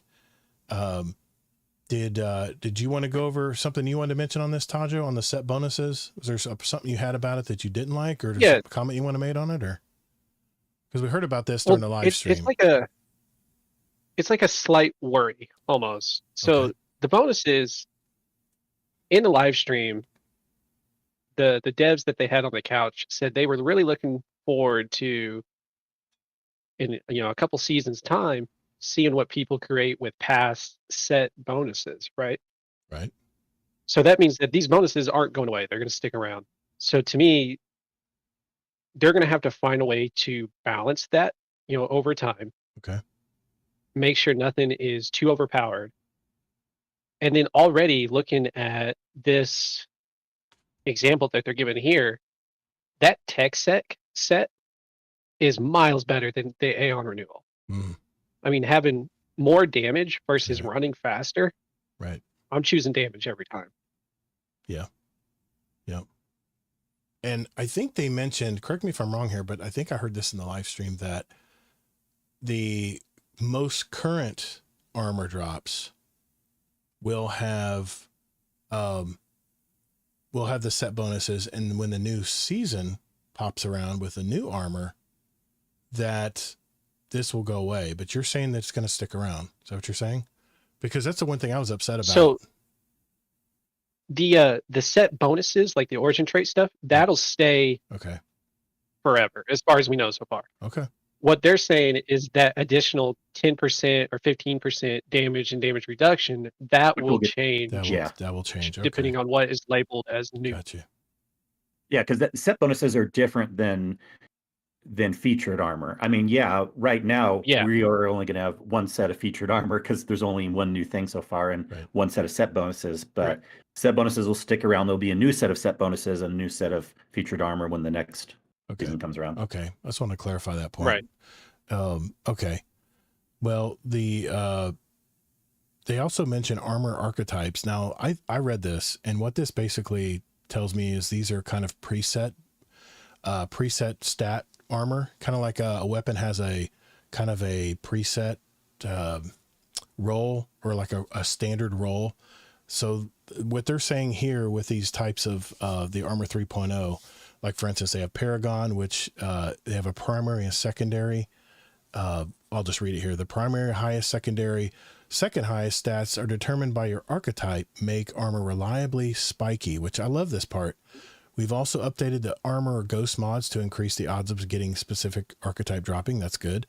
To make seeking out the best armor for you easier overall, we've found this system makes it much easier to earn armor where its stats are landing where you need them to be, rather than in stats you don't want for your build. I like this. It's more of a focused way of getting your 3.0 armor. Paragon, your super is primary, your melee secondary. You have Grenadier, which is grenade and super as being secondary. Specialist, class is your primary. Weapons are your secondary. Brawler, obviously, melee's primary and health is secondary. Bulwark, health is primary, class secondary, and then gunner, weapons primary and grenade secondary. So that's what they're saying here about weapon or armor archetypes. But they also mentioned something about masterworking, and this was a little convoluted for me when I read it. And it says, with all the new and shiny armor set bonuses to try out, we wanted to make sure that it was easy to try a new piece of armor. So we've updated the masterworking system for any armor 3.0 drop. All armor 3.0 drops will have their maximum armor energy available regardless of masterwork level. Masterworking armor no longer increases all stats. The amount granted by primary, secondary, and tertiary stats rolled will not change, with the exception of armor mods if you use them to change it. Masterworking now increases your lowest 3 stats in that place of armor by +1 for each level. This has a maximum of +5 in each, or +15 stats total. I'm no math genius, but that doesn't make sense to me. If it's +1 for each level, that's +3 for each piece, right? Or total of 15. That'd be a total of 12, right? What am I? I think they're saying, no, because it only does your 3 lowest stats. Right, So by 1. 3 times 5 is 15. Oh, I see. So Okay. your 3 lowest stats can each go up 5 points. 5 so pieces that's of the armor. 15. 5 pieces of armor. Okay. Yeah. Okay. Yeah. I read that wrong, So- I guess. yeah, I and it's actually really wrote only down helping some bring up notes for the this. low stats. Right. Like, right. you don't need to worry about like, oh, this is really spiky on this one thing. Yeah. Let's masterwork to make the spiky thing even better. No, you're not going to be doing that. You're just going to be bringing the lower things up a little bit. Okay. You want to say something, Tajo? Yeah. So the archetype and the masterwork can kind of go hand in hand here for me. Okay. The archetype, I think it's cool. I don't know if it actually fits Destiny. To me, it feels more hero shooter, maybe marathon-esque to like me. preset. Yeah. Yeah, like maybe this is a way to kind of help tie in that bridge to marathon. Maybe, I don't know. Okay. I'll have to wait and see how it works out, but I'm not exactly excited by that. Okay. And then the masterwork change, I'm not exactly a fan of. like if I'm shooting for specific stats that I want high, I don't want my masterwork to shoot stats that are lower, Right. because it just feels like a waste to me. You know, Yeah. If you're I'd rather focus on like my 3 higher right stats. It sounds like they're kind of deprecating masterworking without saying it, but they're like, Yeah. well, we'll still let you get your lowest stats up a little bit, but we're not going to let you do your highest stats. Okay. All Yeah, right. it's like, let's make everything average, you know? Gotcha. Okay. Gear tiers. I mean, we kind of talked about this. They talked all about this in the live stream. Tier 5 will give you 75, but 90 with an extra mod energy random tune stat. That's focusing we talked about. 70 to 75 on tier 4, 64 to 69 on tier 3. And this is where you say that whatever tier we have right now, like if we have I mean, I have 85 armor if you include all the masterworking, but I guess that's going to be out the window now. So base 'cause you have to stats. take 12. Yeah, so base stats are going to be if I have a 66 roll, that's going to immediately fall into a tier 3. Is that what you're saying? That my current armor will? Yeah. Okay. Yeah. Okay. So Yeah. the only thing I have to say about this is it's nice to have, you know, specific numbers that aren't hidden. Like we know what I they like are. that. Yeah, I like that. But here's the thing. If Bungie moved around our stats for our armor to make things easier to understand for your newer Guardians that are trying to get into this game, this just seems like they're adding a bunch more things to armor that is just making things more confusing. To us build crafters, we'll min max this all day long. But for the newer Guardian coming in, I mean, what do you guys think of this? Do you think this is an easier to understand armor system, or do you think it's hasn't changed much, or do you think it's harder for a new player? It will be easier because the stuff we're getting into more in a second is just bonuses. Like people don't need to worry about I don't know, right. I mean, when Tajo was talking about it, when I was looking through it again, I think the spike thing, I get what you're saying, Tajo, about like it seems a little less Destiny, but also in the same aspect, it really will be kind of easier for everyone to understand, well, I don't want this armor, or even the new people like, oh, that's what this armor provides. But that's the easy level. And then but they're expanding it on both sides, but then these crazy builds that people can do, tier 5 going up to 200 or whatever for a single stat, maybe a second one.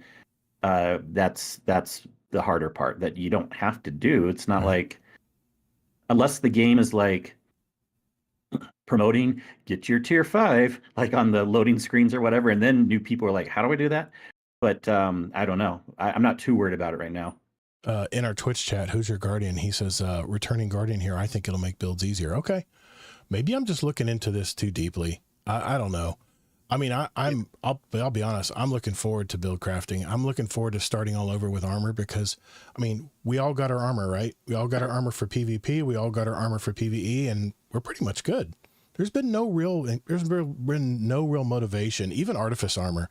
And I know that sounds terrible to hear, but Artifice armor, it doesn't really mean a whole lot to me because I have high spiky tier armor already that isn't Artifice that does the job that I need to do. But I guess according to this new system, it's going to be more important than ever. But at the same time, I guess they're appeasing both sides of the crowd here. They're making it where you don't have to worry about getting the tier 5 gear if you don't want to, and just play the game, play the portal stuff and play it at lower levels and stuff. But as you get into the higher tier gear, I think it's going to be more important to be able to build into this stuff. And remember that melee builds now are additive and not multiplicative anymore. And I don't know how that's going to play out either. It sounded good when I read the TWAB last week, adding 200, going from 100 to 300 percent. I mean, that sounds really good, but it's still additive. Anybody who plays Balatro knows that multipliers are much better than additive. But of course, we know also that Bungie, they, in order to keep things not too crazy, that they would only, like with the fire team doing DPS, would only take the maximum buff that you're using. They wouldn't let you combine the buffs, remember? That they would only use the strongest buff. I think they did that back when Luke Smith was doing things. I don't know if they ever changed it back, but if I remember correctly, if you're using multiple buffs, they're only going to use one when you're in a fire team. to as far as doing DPS on a boss or something like that. But this additive that they keep talking about from last week with the melee, the way they're changing melees and stuff, I don't know, man. I don't know if this is, I almost think this is going to be a wash, but I don't know. We'll have to just see how that all turns out. But, okay, there it is. There's your tiers. So we know what our armor is going to turn into when it gets when they do flip that switch. We'll know what it's going to do. They talk about the new gear here, but they talked about all of this on the stream, didn't they? Do we need to talk about the exotic stuff? Is there something? Well, even the streamers, they kind of show us a lot of this too? They do. I mean, so I feel like we don't need to dwell on this. That's my opinion. But if you guys have anything interesting, we should, yeah, talk Tajo, about it. if there's anything you have on your outline or anything that you want to talk about in here, let me know, man. The only thing I have is, people are really looking at this 10% and 15% buffs for the new gear, right? Right. And they think it's going to change everything. 10% is not a lot. Not much. Like if you're doing 100 points of damage and you have that new armor, you're only doing 110 points of damage. In PvE, it's not much. So, now in Crucible, yes, it would definitely count. Right, but like, I think people are taking it a little bit too far and saying like, oh man, we have to get all this new stuff. All of our old stuff is completely wasted. Right. And I just watched a Scare 9 video earlier today, and he was kind of going over this. Right. And, I agree with him. I mean, he said that 10% is not going to matter in 99% of the content you mess with. Right. So, like, just use what you like, what you're comfortable with. You're going to get new stuff as you play. Right. Okay. Don't stress about it. Yeah, and Hoosier says also, I never liked the grind for the spiky armor perks. I mean, it was random, man. It was random what perks you would get and stuff. So, I mean, at least up here, they're giving you predetermined spiky armor, which that's a plus. That's a plus that, they have all these different types of preset armors that you're trying to look for. And I'm curious what these ghost mods are going to look like. Is it going to say Paragon Finder or Grenadier Emphasis or something on the ghost mod? There'll probably be something like that. Yeah. Be something like that. Instead of discipline armor, it's probably going to be like Grenadier. Gotcha. Okay. I like that. I love using the ghost mods. Do you have something else? Yeah, well, this was the main thing I wanted to talk about in the TWID, actually, was the featured armors and weapons. And since this was our point here now, okay. I'm more mixed on if I think it'll make a difference or not. Yeah, 10% doesn't sound like a lot, but we know that once you start hitting those 15% numbers, like when we've been in raids and stuff, it's like kind of like semi-required. Now, it gets into this whole conversation where it's like, yes, it's not really required, but like once we start seeing raids and stuff and we're like, ooh, that was a 2 or 3 phase where it could have been a 1 or a 2 phase. If people had an extra 10, 15, 20%, I could see it being important. And some streams I was watching, people think the 10% is really important. Now, to me, 10%, it's right below the line. 15% for damage resistance on armor, that's getting a little bit more important in my opinion. But the bigger point I wanted to make was how, and these numbers could change, by the way, next big update, next year of Destiny, whatever. Right. The bigger interesting thing here is featured stuff. We have new featured weapons and armor, right, and exotics, and we're going to be getting into that, but I'll just start the discussion, then we can talk about it. Go for it. I kind of like this idea in general, and I think some people are going to be mad before they fully understand it. I appreciate what Tajo said, like, you don't have to do it. Right. Some people will feel pressured when they don't need to be. Other people will think it's not important at all, where it actually might be a little important if you're trying to get that little extra oomph. But the big thing is, Bungie wants to have us stop focusing on older stuff, and this is one small way to do that. I kind of like that. I like going for new gear and weapons. That's why I like the new seasons in Diablo. That's why I've never had issues with space in my vault. This is going to piss off people that like to hold on to a million old things and say, like, why are they trying to focus on the new stuff? I don't know. I really like this idea of having new seasonal weapons and armors and featured exotics, and it'll be really interesting to see where the dust settles. Do you guys have any other opinions on that other than just the amount of bonus? Yeah, I have an opinion, but I want to hear Tajo. No. No? Yeah, I agree with what Kingsley's saying. I think it is a good approach to have like a set list of like, hey, try these out this season or whatever. My only concern is I don't know if they mentioned it or not. I didn't read it that thoroughly just yet. Okay. Is hopefully they have some way of making those easier to earn for people, and get their catalyst or their stats they want, like things like that. Besides Xur, because they really got to do a Xur overhaul. I mean, because he's almost useless right now. Okay, so you're just talking the Besides exotics then, right? Because there's also legendaries, of course, but you're talking the exotics. Yeah, I'm talking the exotics mostly. Mhm. You know. Yeah, gotcha. I think I don't see any reason why not. There's so many things in the portal that are being really like micro. You broke up. Yeah. You cut out.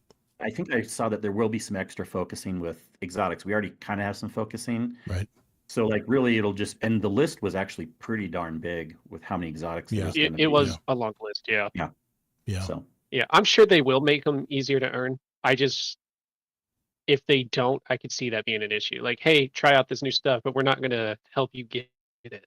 Right. But remember also exotics are just a bonus. Like the legendary gear, obviously that 1000% will be easy to earn because they always make the seasonal weapons and armor easy to get, with the activities and stuff. But I'm guessing the exotics won't be too bad. So I will tell. Bungie, I think, is learning from their mistakes. They're saying, okay, I remember when we decided to just tell people that all their weapons are going to be useless. Remember that time when Tajo made that video and he goes, I have no interest in playing anymore because all these weapons will be gone. It just doesn't even matter. These weapons don't even matter. I'm trying to remember when that period was. I think it was when they made that big change, but they were trying to sunset our weapons. Well, they did. They sunset a lot of, they did sunset, And also remember, not everyone felt that way, but yes. True. But what they're doing here now is they're saying this is kind of something that Hazel mentioned a long time ago. And he says, what they're going to do is they'll just make weapons that much better. And then you'll just forget about your old weapons. And I guess that's what they're trying to do here is they're trying to make us not be so nostalgic, I guess the word is, and hang on to those old weapons. But those old weapons have memories, man. They have kill counters on them. And you have a history with that weapon. And especially the crafted weapons, man. I'll never get rid of those crafted weapons. It's built the way I exactly want it to play the game with it. But if the new seasonal weapons, I say seasonal because they are going back to seasons, the new seasonal weapons and armor are that much better, then, they're kind of pushing us in that direction. I can't see how I would want to keep my old stuff. A couple comments. Plus, they want us to grind. Since there's less content, they've been adding all these things, more and more grind. So it's one more thing. This worries me, Kingsley, because you mentioned it last time we were talking about this a few weeks ago, is that all this is going to go away and reset every season, right? Isn't that what you said? Well, some things, like we mentioned, the seasonal bonuses, those will go away on those weapons, but the extra archetype perks and all those things will still be around. So basically you're losing that 10% bonus or that 15% bonus, and basically. Then they'll be pushing us into the next set of weapons and armor. I got you. For the next season. Yeah. A couple comments in the chat I wanted to make sure I mentioned here. JD Kent said that the bonus does not work in PvP or contest mode. So thanks I was going to mention, thank you so much, JD. Yep. Mm-hmm. Yeah, JD's on top of it. Yep. Syndicate had a few questions here. He says, I'm new. I have one champion. I think he means Guardian. I'm still working on unlocking Strand. Here's the thing, Syndicate, about if you want to try to unlock Stasis, good luck, brother or sister, because it is still a pain in the ass to get Stasis unlocked.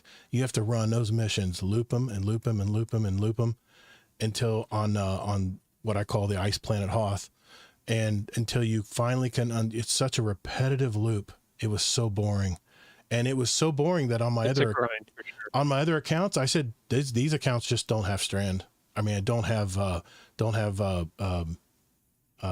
strand, Stasis. stasis. Thank you. My mind's starting to shift, but stasis, they did with strand, they did it the right way. You play anything in the game and these little prisms fall that you can collect. The more you play the game, then you can go turn them in and decide what you want to buy from the stasis vendor at the fountain, right? That is the cool, I love that system. And I, of course, got stasis, damn it. I got strand for all my characters because it was fun. It gave me something to work toward. I'd hop on Neptune and I'd go around and kill a bunch of Vex and stuff, which drops them a little faster. You get a little bit more on Neptune because they want you to play that world because that's where strand originated. So, yeah, man, that's a great, I love that system. Strand is a lot of fun. And unfortunately, I'm just old school. They also lowered the cost of it. Yeah, they did. They halved it. They halved it by the end of the season, so that was even better. But now, man, you're doing it right. That's a good system. Just if you want to get stasis, good luck, man. They're not going to give it to you. They're going to make you work for it. And to me, that's just like, I got it on one of my characters. I'm in one of my accounts. I'm good. But he also says, I'm new, feeling lucky that I haven't farmed much gear yet. You might be, because going into this next iteration of Destiny 2, now that the Light and Dark Saga is over with, you're going to be pretty much starting fresh with armor. So, and apparently with weapons too. So, yeah, I think it's a soft. You won't. Again, see, this is where I think we're overdoing it on the one side. People don't need to worry about that, but if you're a higher end player and want to get that extra 10 or 15%, then you can start worrying about it. But we're basically starting fresh as far as these set bonuses and all these extra things that we're getting with the new 3.0 armor, which we won't get with our old armor.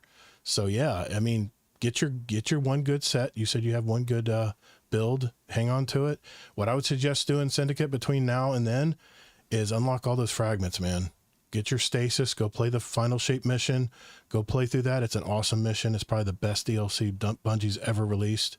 Go play all that and go through whatever you need to do to unlock all the stasis fragments and aspects, because those are a lot of fun to play with. So, and not taken away from strand, but you'll use some strand in that new, basically the prismatic subclasses where you get to use everything. And you can cross-pollinate a little bit. You can use a little strand. You can use a little stasis. You can use a little bit of everything in this build. It's limited what you can use. I was really hoping that Bungie would go all out on this after Final Shape, that they would just open up this new subclass to everything, where you can swap it out however way you want to play the game. That is the direction I really thought they were going to go, and they never did. They backed off of prismatic. Maybe they thought it was too strong for the game. I don't know, but.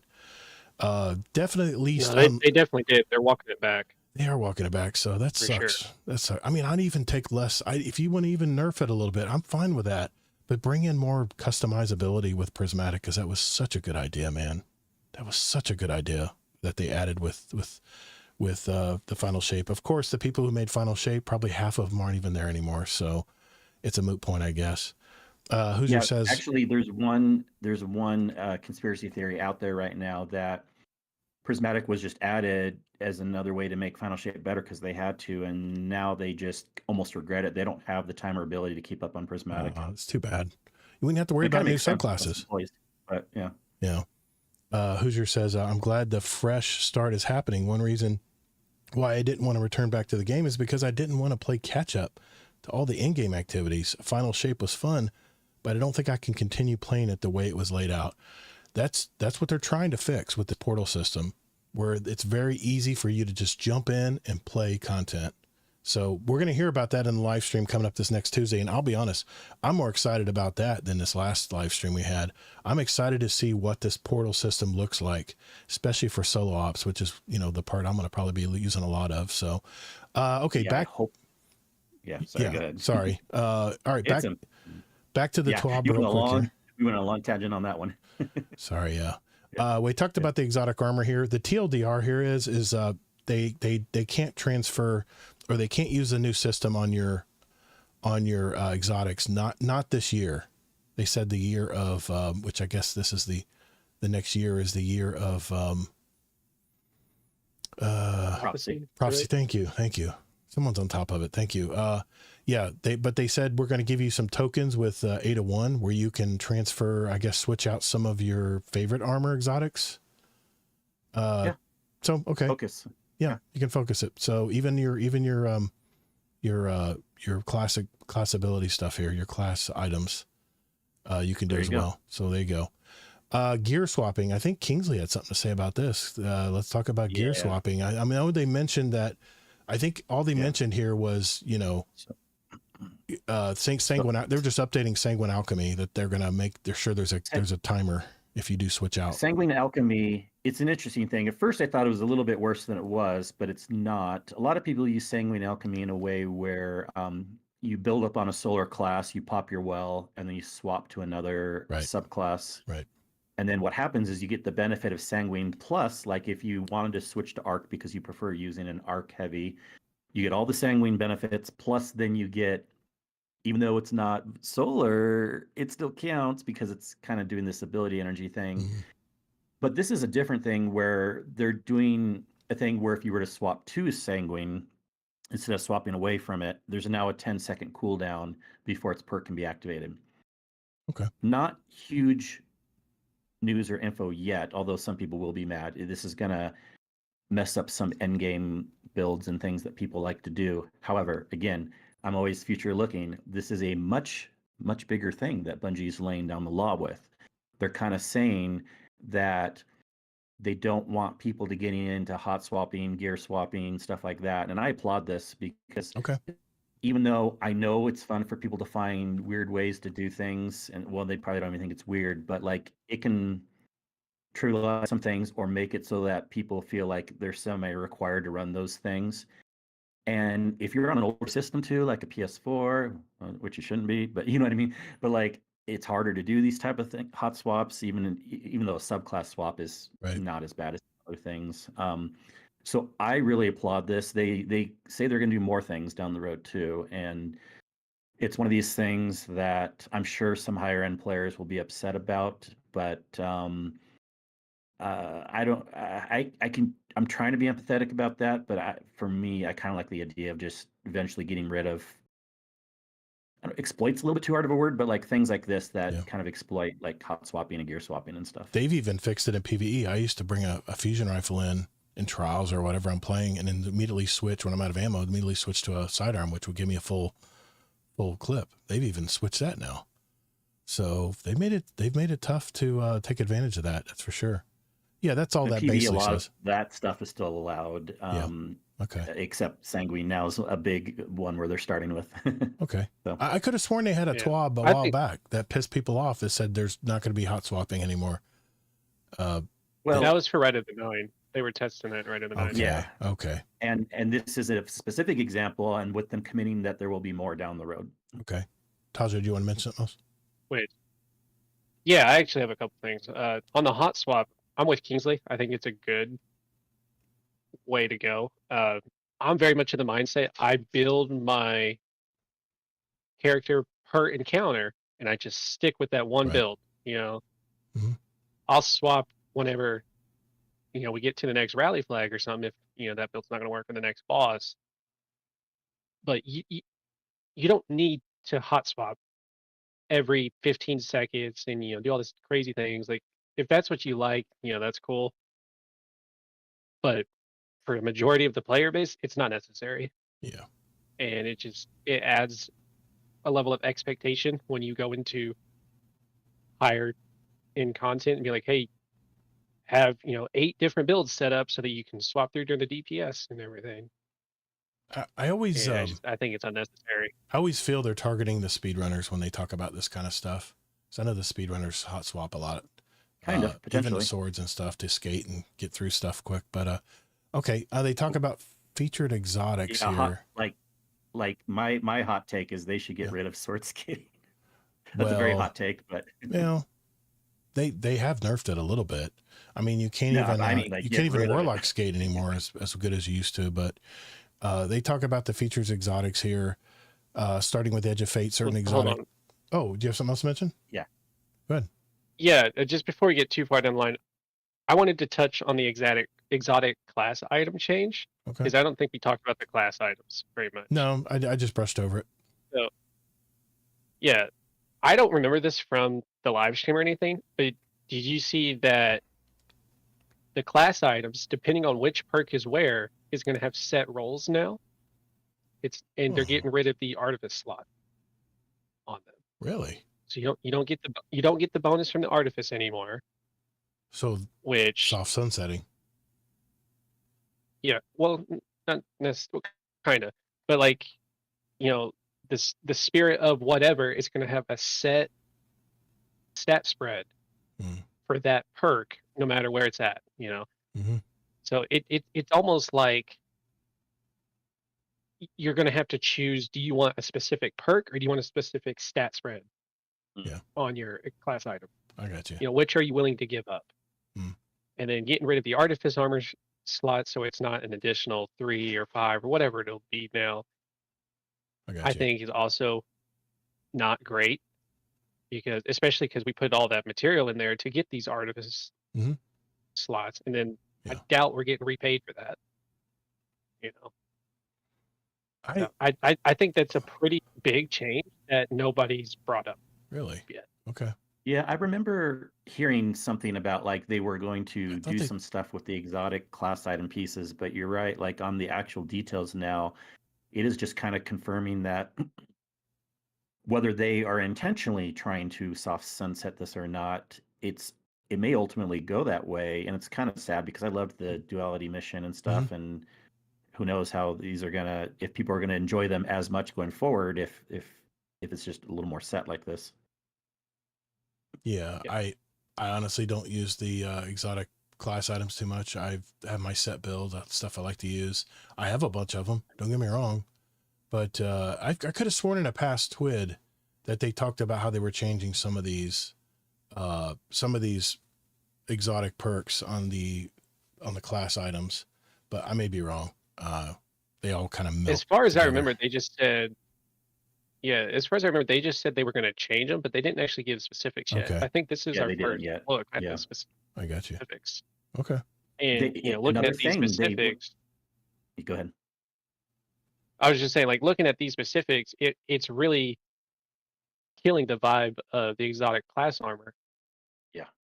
I mean, having set roles, like I said, you're going to have to pick and choose what do you value more on something that I don't think is enough of a big deal to have to pick and choose on. It's another thing. They're like almost like saying they didn't like what they did with Final Shape. Prismatic is one now, and this is like another one. It's like, oh, we went too hard. It's like we got to bring all this stuff back. What back? Always afraid to have too much fun. Okay. I don't even know if afraid is the right word. Just let us blow shit up. Let us kill stuff. Let us have fun. I don't think it's afraid. I think they just don't have the time and the ability with less employees to fine-tune it. To keep. That's me trying to be nice, actually. Okay. To keep it what's the word, or in the sandbox and test it and everything like that. Right. So they're just like, we can't, so we're gonna have to pull back some. I really don't think they were like, oh, we regret it, like it was a bad decision for fun reasons, or they're afraid, but it's just, what can they do now? I'm trying to be practical about it. Who knows? We really don't know why they're doing it, but okay. Featured it exotic. It definitely limits their usage. Yeah. Sorry. Go ahead. No, that's my final thought. Is it limits their usage pretty intensely, depending on what the perks are going to do. Yeah. Maybe they're just trying to steer us in a new direction as far as the future of Destiny 2. Maybe they're just trying to leave the old stuff behind, and this is their subtle way of doing it, making it where it's less fun to use. I don't know. They did say this about featured exotic, starting with Edge of Fate. Certain exotic armor and weapons will be specifically featured, gaining the same benefits as the new gear, and will change with each expansion and major update. At the Edge of Fate's launch, 28 exotic weapons and 15 exotic armors for each class will be featured, including the new Edge of Fate exotic weapons and armor. I'm not going to go through the whole list. Yeah, we talked about this. Yeah, but this is, and this is where you can go to Ada too as well, right? They're going to give you so many tokens to No. This is where, I mean, yes, you can, but the bigger point here is these are the ones that will give you the extra 10 to 15% Okay. bonus. Gotcha. They're Now, equivalent to the new seasonal Okay. legendary stuff. These Now- are the ones that okay. if you want to have an extra bonus and if your exotic fits in this list, you're happy. If I your see. exotic doesn't fit in this list, Right. you're slightly less happy. Okay. Now, just a question here I had is, do we have to earn these as new pieces, or do they automatically switch to that power if we already own them? That was what they talked about just above. Okay. Yeah, Still be able to use it anywhere you go. Don't worry. Even your favorite isn't on the list. And each class will be featured, including all new edgeweight. Where did they say they were? Well, the whole section above when they were talking about with what's happening with exotic armor with okay, yeah. Like how they will convert over, and then the things that don't convert over, you can focus for new. Sorry, stuff, I'm just trying to breeze through it. I know there's a lot of information here, and I don't want to repeat any other information. So I'm counting on you guys. If there's something you want to mention here as I'm going through. That whole area was kind of repetitive, so Gotcha. you don't need to worry about it. Okay. Yeah. Okay. Next part, balancing of scale of abilities. I'm pretty sure that we talked about all this already. They're scaling back the Hellion from 3 to 2 and the Bleak Watcher from 3 to 2 as far as the fragment slots. They talked about that in 2 TWABs ago. Is there anything here new? I think the ones below it are new, aren't they? The prismatic and the void pocket singularity. Yeah, there's some new stuff in here. Okay. All right. Those ones are new. You're not going to be happy about the void one. I don't use pocket singularity. It's fine. Okay. All right. So we will mention the ones that are new. Weaver's Call, the aspect, can now generate threadlings on any final blow instead of just strand final blows. Dev note, the change will allow for easier threadling generation regardless of your build. Pocket singularity melee, this is for Warlock, of course. Increase pocket singularity damage versus non-boss combatants by 20%. Increase pocket singularity damage versus boss combatants by 56%. And the dev note here is pocket singularity was feeling weak compared to other melees, especially given its relatively short range. Okay, I never used this. I was not a big fan of that. So, yeah. It never felt like it did anything for me. It felt like I was just throwing water on them. I remember we used it in Crucible for a while. It was really hot, and then they nerfed it, and they were like, okay, bye-bye. And I'm sorry, I did not mean this one. Later, they have a Devour nerf that they do. Shut your mouth. So, okay, is there anything new here for Titan we need to mention that they have already mentioned here? I'm scrolling slowly through it. I don't know Titan or Hunter, so you guys will just... The Dranger's Lash. Okay. They're increasing tracking strength. Changes to that. Yeah, increasing tracking strength of base suspend wave and Abeyant Leap exotic armor suspend wave. Increase base suspend wave travel distance from 20 to 30 meters. Increased Abeyant Leap suspend wave travel from 30 to 35 meters. And their note here is we've seen community feedback that this ability could use some help, so we've made it more forgiving. Okay. And my thought about this is it definitely needed help. Okay. But I think the biggest issue with suspend is it just doesn't last long enough, which later on in the TWID, they increase it by 1 second. Okay. We'll see if that helps, but I doubt it will. Kingsley, I totally get what you mean by how they integrated this information. It is irritating that there's some new things and some old things. Yeah. They sandwiched them in between stuff they've already talked about. It's driving me crazy. Okay. They talked about consecration last week, right? Void, shield throw, arc, storm's keep aspect. For the hunt,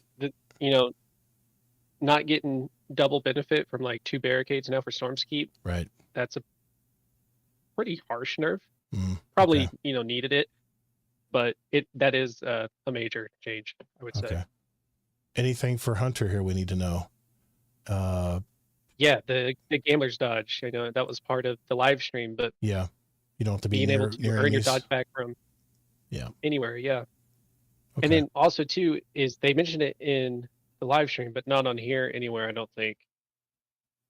If you want your dodge to be refunded fully, you need at least a 70 stat in your stat roll. On melee. Talking about 70 on melee. Yes, for melee. Gotcha. Okay. Or it's either melee or class. I think it's melee though. Yeah, it's a melee. Yeah, because you dodge to get your melee. Yeah, so melee. You need at least a 70 in melee. Say dodge? In order to fully get your melee back. No, dodge is No, it'll be actually. melee. You sure? Okay.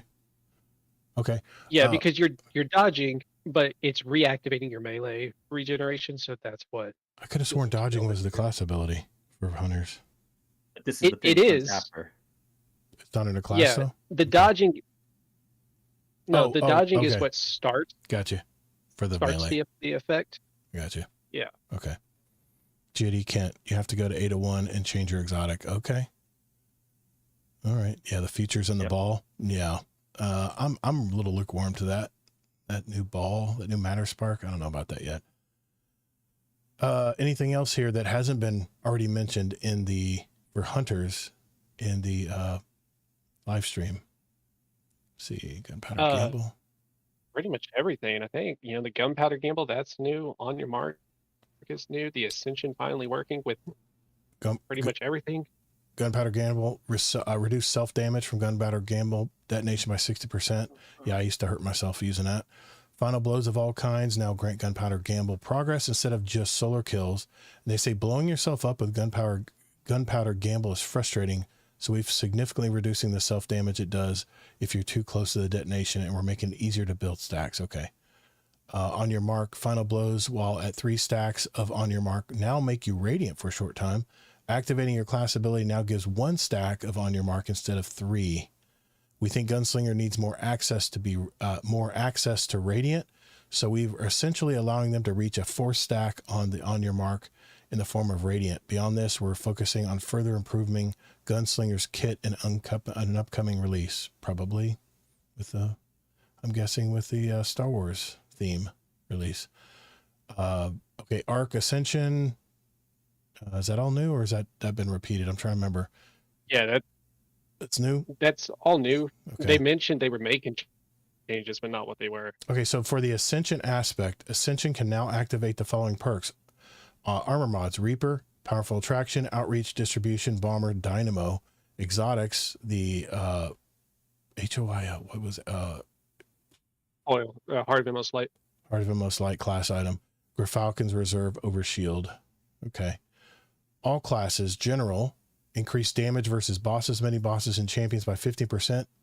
For these grenades, Flux, Arc Bolt, Flashbang, Storm, the Axiom Bolt, Suppressor, Firebolt, Trip Mine, and the Rock Grenade.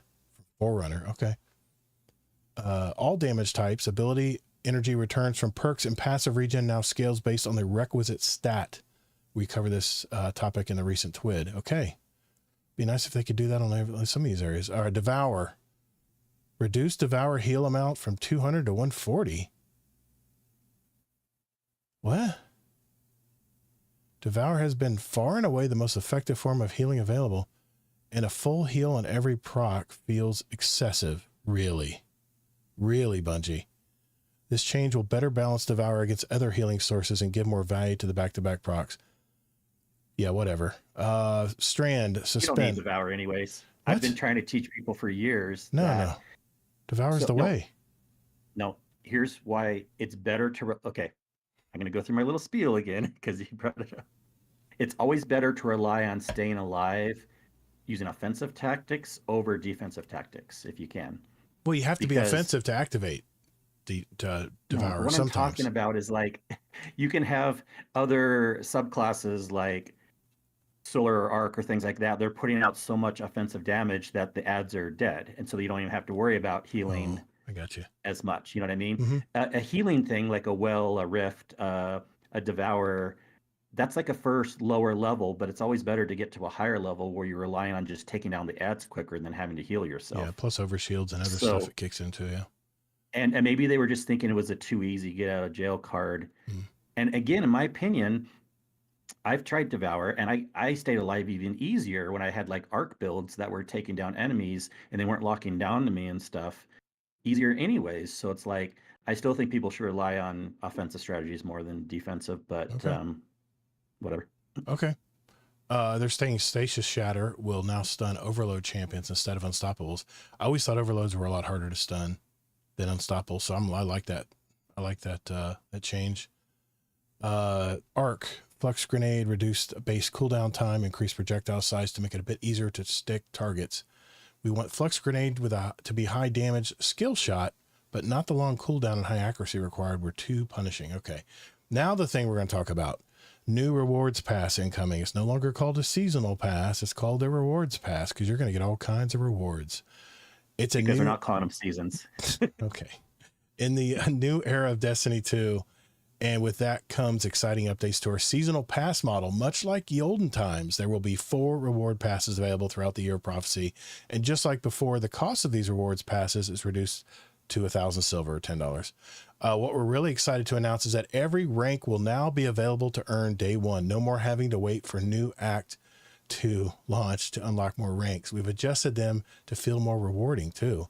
For one, we've refactored some boosts and added new ones, removing some that were determined to be less than desirable. The new boosts offer comprehensive bonuses that apply to a wide range of content as opposed to narrowly boosting specific season content. I like that.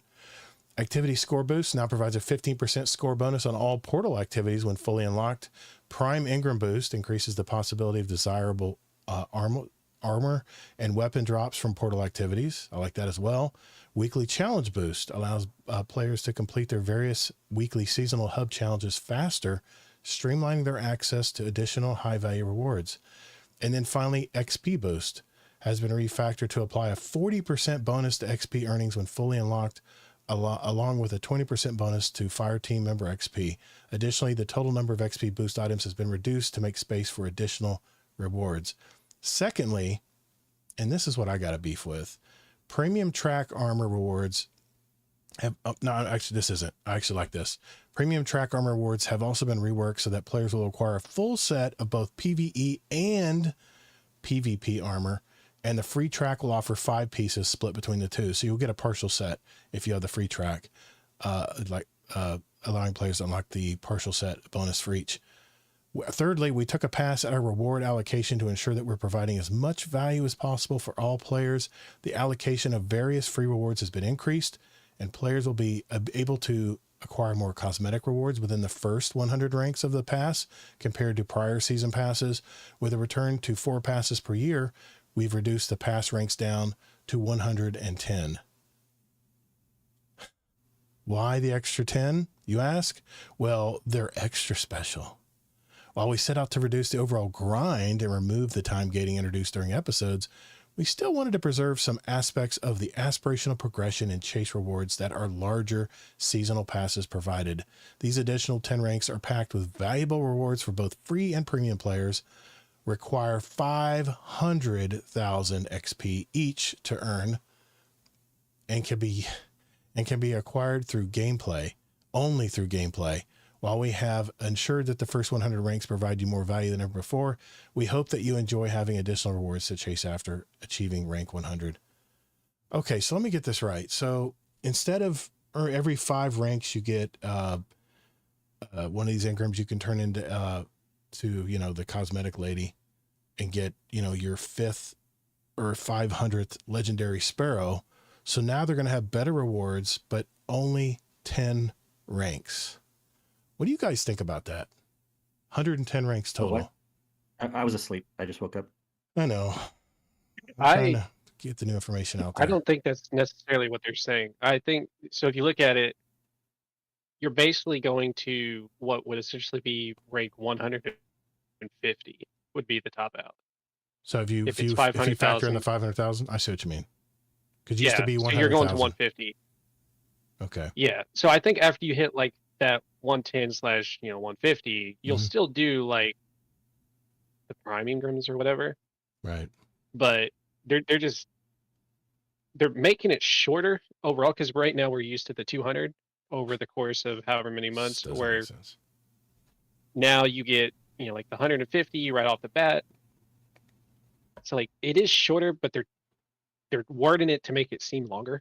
So well, they're adding more rewards in, so even though it's less things, it'll be somewhere in between when it's all said and done for the actual stuff you get. Yeah. So if you think about it, like, I'm trying to care here, but so like, I don't know how much more they're adding in, right? Like, I know the free track was somewhat sparse at times, and then they even said they added in more cosmetic rewards for everyone. Mhm. But let's just assume it's like jam-packed now. So like let's say that 100 in the new update will give you, let's just be generous. It may not be this much, but let's say it gives you 40 more things than it gave us in the past, okay? Yeah. Well, that's 40 more things. Let's say it's even 30 to be safe, right? Mm-hmm. That's 30 more things, right? So all is said and done, that's people that care about these things. That's what's the most important, is they're getting more that way. But yes, it's less than 200 for the other way, which were also longer things anyway. So it's going to really kind of be somewhere more in the middle. And also, like what Tajo said, even though they said all this, that doesn't imply that they're getting rid of that other thing once the rewards pass is done. Yeah. I'm assuming that'll still happen too. Yeah, the I can't remember what the Ingram's called, but yeah, it's one you can turn in. It's just like a seasonal Ingram. Prime. Yeah. Yeah. So okay, I guess I'm gonna reserve judgment until I see what that great gear is from 110 or from 100 to 110. They show a picture here. They did. They That's show the great gear. They show you what it and is. it's not great to me, but it's a bunch of seriously. That's not Ascendant sharp, crap like that. That I have tons of. Bungie, when you got to learn from Call of Duty, people want to grind. You're telling people to grind for all this armor and all these tier 5 weapons, and then you only give us 110 ranks to get, to keep us playing the game. I've said it before. I'll say it again. Create a prestige system where you get an emblem every time you reset 100. Emblems are, I know they're not easy to make, but it takes one artist to make an emblem. And for every 100 ranks, and then you have something you can peacock a little bit in the game that in Call of Duty, you could peacock that you're 10th prestige, that you've been playing a lot of PvP. You've been playing a lot of multiplayer. People see that and go, oh, this dude's got some time in. I mean, this guy's, I don't think I've seen that prestige emblem. What prestige is that? Or if you'll be at the tower, people will go, how did you get that emblem? How'd you get that emblem? That emblem's really cool, man. I said, well, yeah, I got level 500 on the season pass. I mean, come on, Bungie. It's such low hanging fruit. I don't understand this 110 system, but okay, whatever. And I'll say it again too. They've obviously pulling back scope on all sorts of things in the game. I just don't think they have the desire, time, or ability to make as many rewards. Come on, Kingsley. How hard is it to make 100 more ranks and put, an enhancement core, a pack of 50 of them or 10 of them even, and you just put material rewards in there even. Just give us something for getting past 110. So that's what people would say, like, if they don't understand the full way companies work. You do understand they have to go through review processes, and the managers will say, like, we got to cut back somewhere because we have less employees and money. So this is one of the areas we're cutting back on. It just doesn't seem like, as far as developing time, it doesn't seem like a lot of development time compared to making a whole new story or a cutscene or something where there's a lot of people involved making it. We're talking about a reward track here, guys. They cut back on those other things too. And this is for 6 months, right? This is for 6 months. No. See, there's 4 per year. This is just for the. Didn't they even say there's 4? 3 months. 3 months. So it's our normal 3 months. 4. It's our normal 3 months. So 3 months. Okay. Is that part of the reason why you were that concerned? It's not for 6 months. I'm just saying, if you want people to play your game, Bungie, it's real simple. Give us something. So give us a little dopamine hit for getting 151, 152.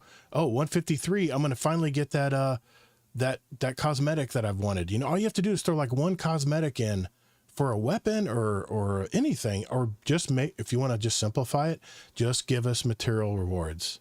Give us golf balls. So this is, if you think about it, this is actually even more than we used to get if we talk about before Final Shape, because they're packing in more rewards especially in the free and even in the paid one, more cosmetics. So this is more than we used to get. Because especially the free track. And they're lowering the price back down too. Yeah, and the free track, you would get like 1 through 10, they give you something every rank, and then after that, it would start to get sparse.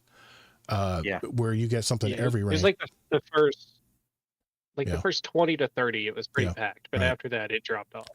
I just don't understand this, but okay. Hey, their game. I'm just trying to help.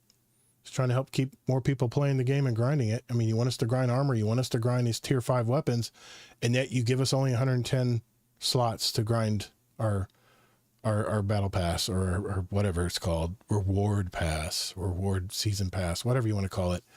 Anyway, We should take a poll. How many people care that much? that's our question of the week next week. That's going to be our question of the week. Like, if you had, I know. yeah, go ahead. I was just gonna say, like, when I max out my season bar or whatever, it does make me less likely to play. Exactly. Just you hit because 100 I'm earning less. I'm done. I've hit 100. I'm done. Yeah. There's no rewards for just playing the game.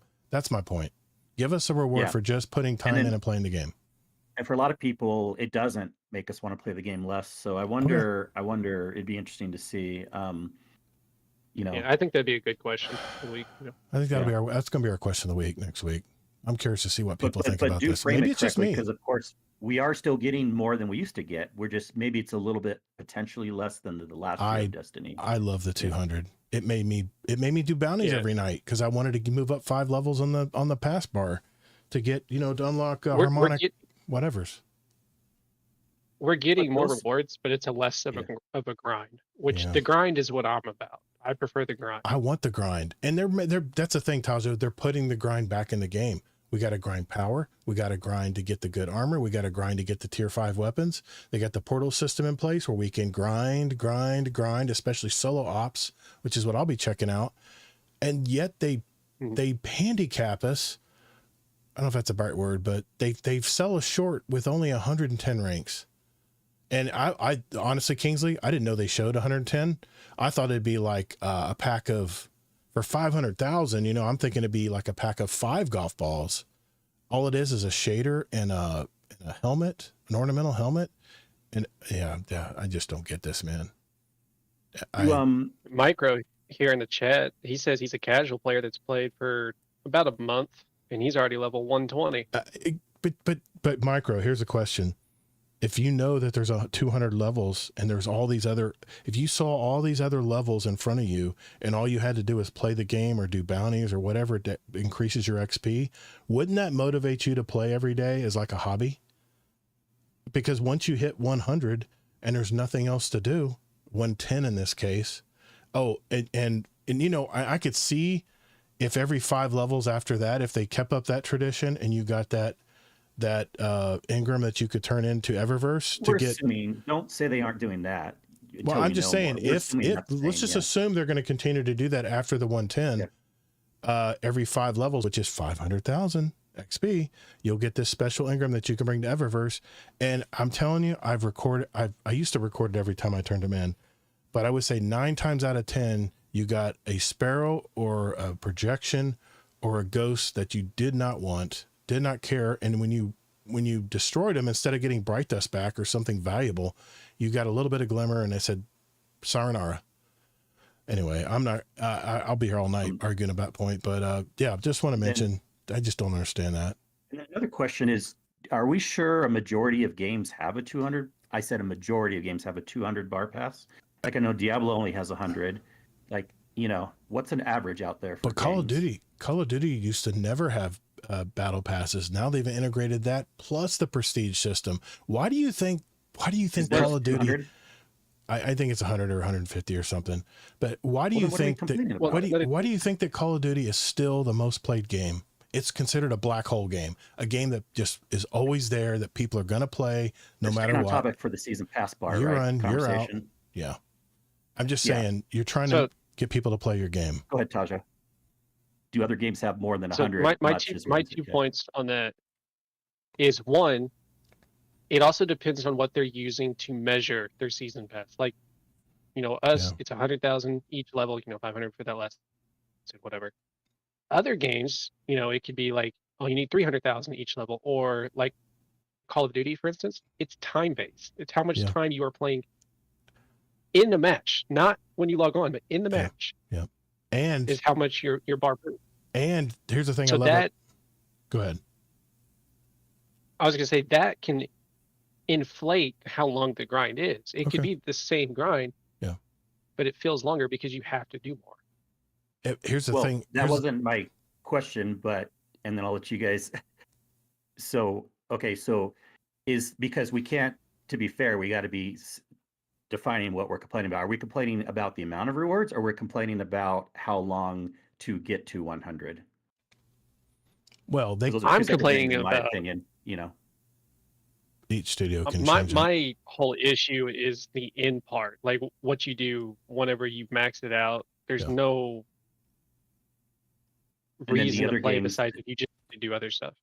okay, and then the other games that end at 100 or 150 also, you're happy as long as it takes a long time to get there, or what are you happy with? No, that's for me personally. That's with any game. If I max out the season bar, I'm not as likely to play. Exactly. Okay, so then you want it to take a long time, right? Or I'm okay if it takes a long time, or So you want if it there's to a take a long different- time so that you'll play the game for a long time. Well, that's kind of what they're doing from the 100 to the 110. They're making it take a long time. it's basically just 5 of the Ingrams. It's basically the same thing as doing 5 Ingrams past 100. People are going to breeze through that, man. I'm just telling you. I know Bungie players are going to breeze right through that. But here's the thing. Here's the one thing I want to mention about Call of Duty, their battle pass. When you complete the battle pass, they give you enough credits to actually pay for the next battle pass. They reward you with in-game currency to get the battle pass. I think they're pretty sure they still do this. Yeah. But anyway, they're motivating you to complete the battle pass.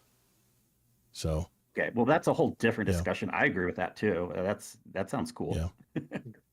But that's like kind of different than what we were talking about. Okay. But yeah, No, interesting. Well, it's so weird I don't because know I bet if- a lot of people would want to get through these passes quickly so they get the rewards Right, quicker. So right. it's so interesting, yeah, I guess everyone's different. yeah, But I don't know if necessarily I want the grind to be long. Like, I don't know if that's necessarily the right way to explain it. It just feels like once you hit that end, there's nothing to shoot for. Mm-mm. Like if you could like hit that end and then it adds like a special reason to play, that's something that not everybody has. We'll say the emblem, for instance. Say even if there's nothing between 150 and 200, you just go that whole 50 levels for nothing. But at 200, you get that emblem. That's something. It's better it's than a reason nothing. to go for it. better than a poke in the eye. But yeah. So so if they can add and see, that's even a little bit. So I like that. I mean, that's even a little bit different than the discussion of how many rewards there are, or how long it takes. Right. But Yeah. And do other games do a really good job of when you're past the battle pass, past it? Remember, this is what we're saying now. When we're past the battle pass, Right. They keep giving you a lot of good things like all the time. Yeah. No, I don't think so. Not in general. No, I don't believe any game that I can think of does. Yeah, if other games don't do it either, Yeah. I don't know, but Yeah. But I don't know. Bungie's I'm just It is a trying to moot understand, point guys. I'm overall, not I guess. fighting against it. I'm just trying to understand. Yeah, Ross, thank you for helping me Oh, out you're here. good. For Bungie seasonal pass, I always push it hard. I still find myself playing, but the Eververse Ingrams are just not worth exactly. The Eververse Ingrams are garbage. I mean, every now and then I'll get 500 glimmer or 500 bright dust. I'm like, okay, I feel like I deserve that because I've been putting the time in. But yeah, man, I totally get it. I do. I just don't. This part I just don't understand. But I mean, this doesn't seem. Well, like, obviously, doesn't stop Todd from playing the game when you get past Yeah. to the end of the battle pass. No. I guarantee you. You know what happens when I hit 200 on these episodic? I haven't played my original Todd the Gator account half this season because guess what? I already got through 200 levels. That's not the same because you have multiple accounts. But if you had one just account, saying. I guarantee you would still play. I'd play Crucible on Monday nights with Jeff.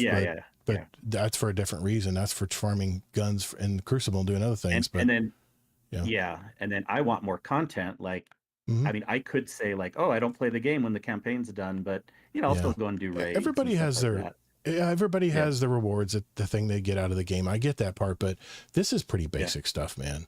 Battle passes, that's part of live service. Other games have done different to make it better. Well, I just told you, Call of Duty actually gives you, if you complete the battle pass, they actually give you the currency to buy the next battle pass for the next season it drops. That's not. Yeah, but you earn that along the way. That's not an end reward. That's not the same thing. But I think you need to complete it though for that to work. I haven't played Call of Duty in a while, but I do remember that part. It was people are like, oh, so they give you the next battle pass for free, but it doesn't help you right now when you're done with that. Yeah, that's true. Yeah, it's true. It's still the same problem. I get it. but you still have the prestige system in place. You still have gun, as you play more, you get more gun pieces. You can craft your Destiny, guns. we can go for tier 5 weapons. We can go Yeah. for, other things too. Yeah. Ross, I'm just trying to be fair about it. I'm Yeah. not saying that you guys shouldn't like wanting more, but I was just Yeah. trying to figure out if this is really like a thing where Destiny is that much worse than other games. This is something they should have done a long time ago. I mean, it's an easy, no-brainer way to get people to play the game because people want that dopamine hit. They want the rewards for playing the game.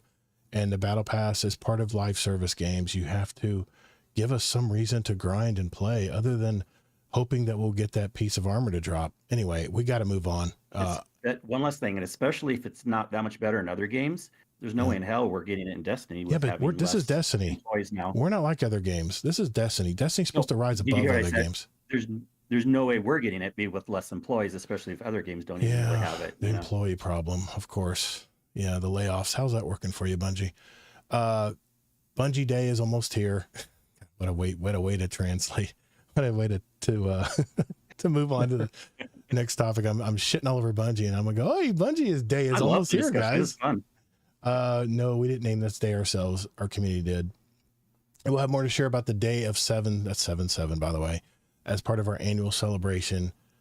To you, the Bungie Foundation team is back to host another iteration of celebratory chaos as part of their continuing mission to help reduce distress and suffering in children through entertainment and partner with humanitarian aid organizations in times of natural disaster and crisis. The team is here to talk about the 7th column chaos. Is right around the corner. We can't wait to once again celebrate the chaos, the competition, and compassion of our Lightkeeper community. Bungie Day officially kicks off 7/7. Will run through 7/29, and it returns with a second edition of our 7th column chaos PvP tournament. 16 teams made up of Bungie Foundation supporters will sweat it out in Crucible, battling through chaos modifiers to earn bragging rights and bring glory to their NPC mascots.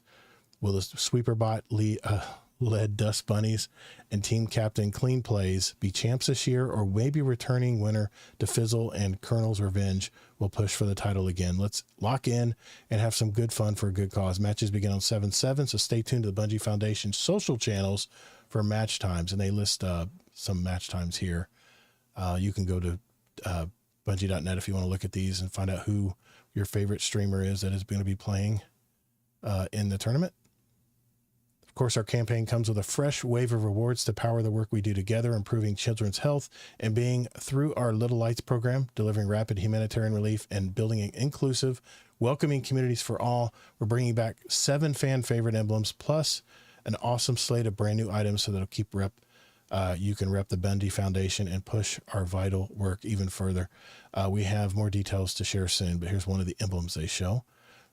Steam, we've mentioned this in our Discord community. Steam has some tremendous sales on past Destiny 2. My Destiny 2 Final Shape is 75% off. If you guys are just entering this game, I think we had a few new members that are in our stream tonight.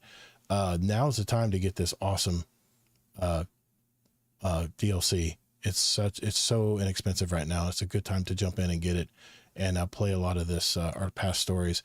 I would say, if anything, at least get the Final Shape, because I really think that was the best story and the best campaign ever that Bungie's put out. Player support report. Shit's broken. I'm going to leave it at that. We have some art. We have some awesome movies of the week. If you want to check out those, they're all available in the TWID for this week. What a week, huh? Yeah, we know. It's Thursday, but shoo, the train toward the edge of fate gets even closer, and we're happy to have you on board. There's only 3 weeks left before the next era in Destiny 2 begins, so start making preparations soon. We see you, bounty hoarders. Now, I could have sworn they said the bounties weren't going to count, but I'll look into that. A reminder, we have another live stream. Certain ones. Yeah, certain ones. That's right, the gunsmith ones. Remember, we have next live stream next Tuesday. Hope to see you there. For next week's TWID, we'll be diving into power progression, the portal, economy changes, and plans for Bungie Day.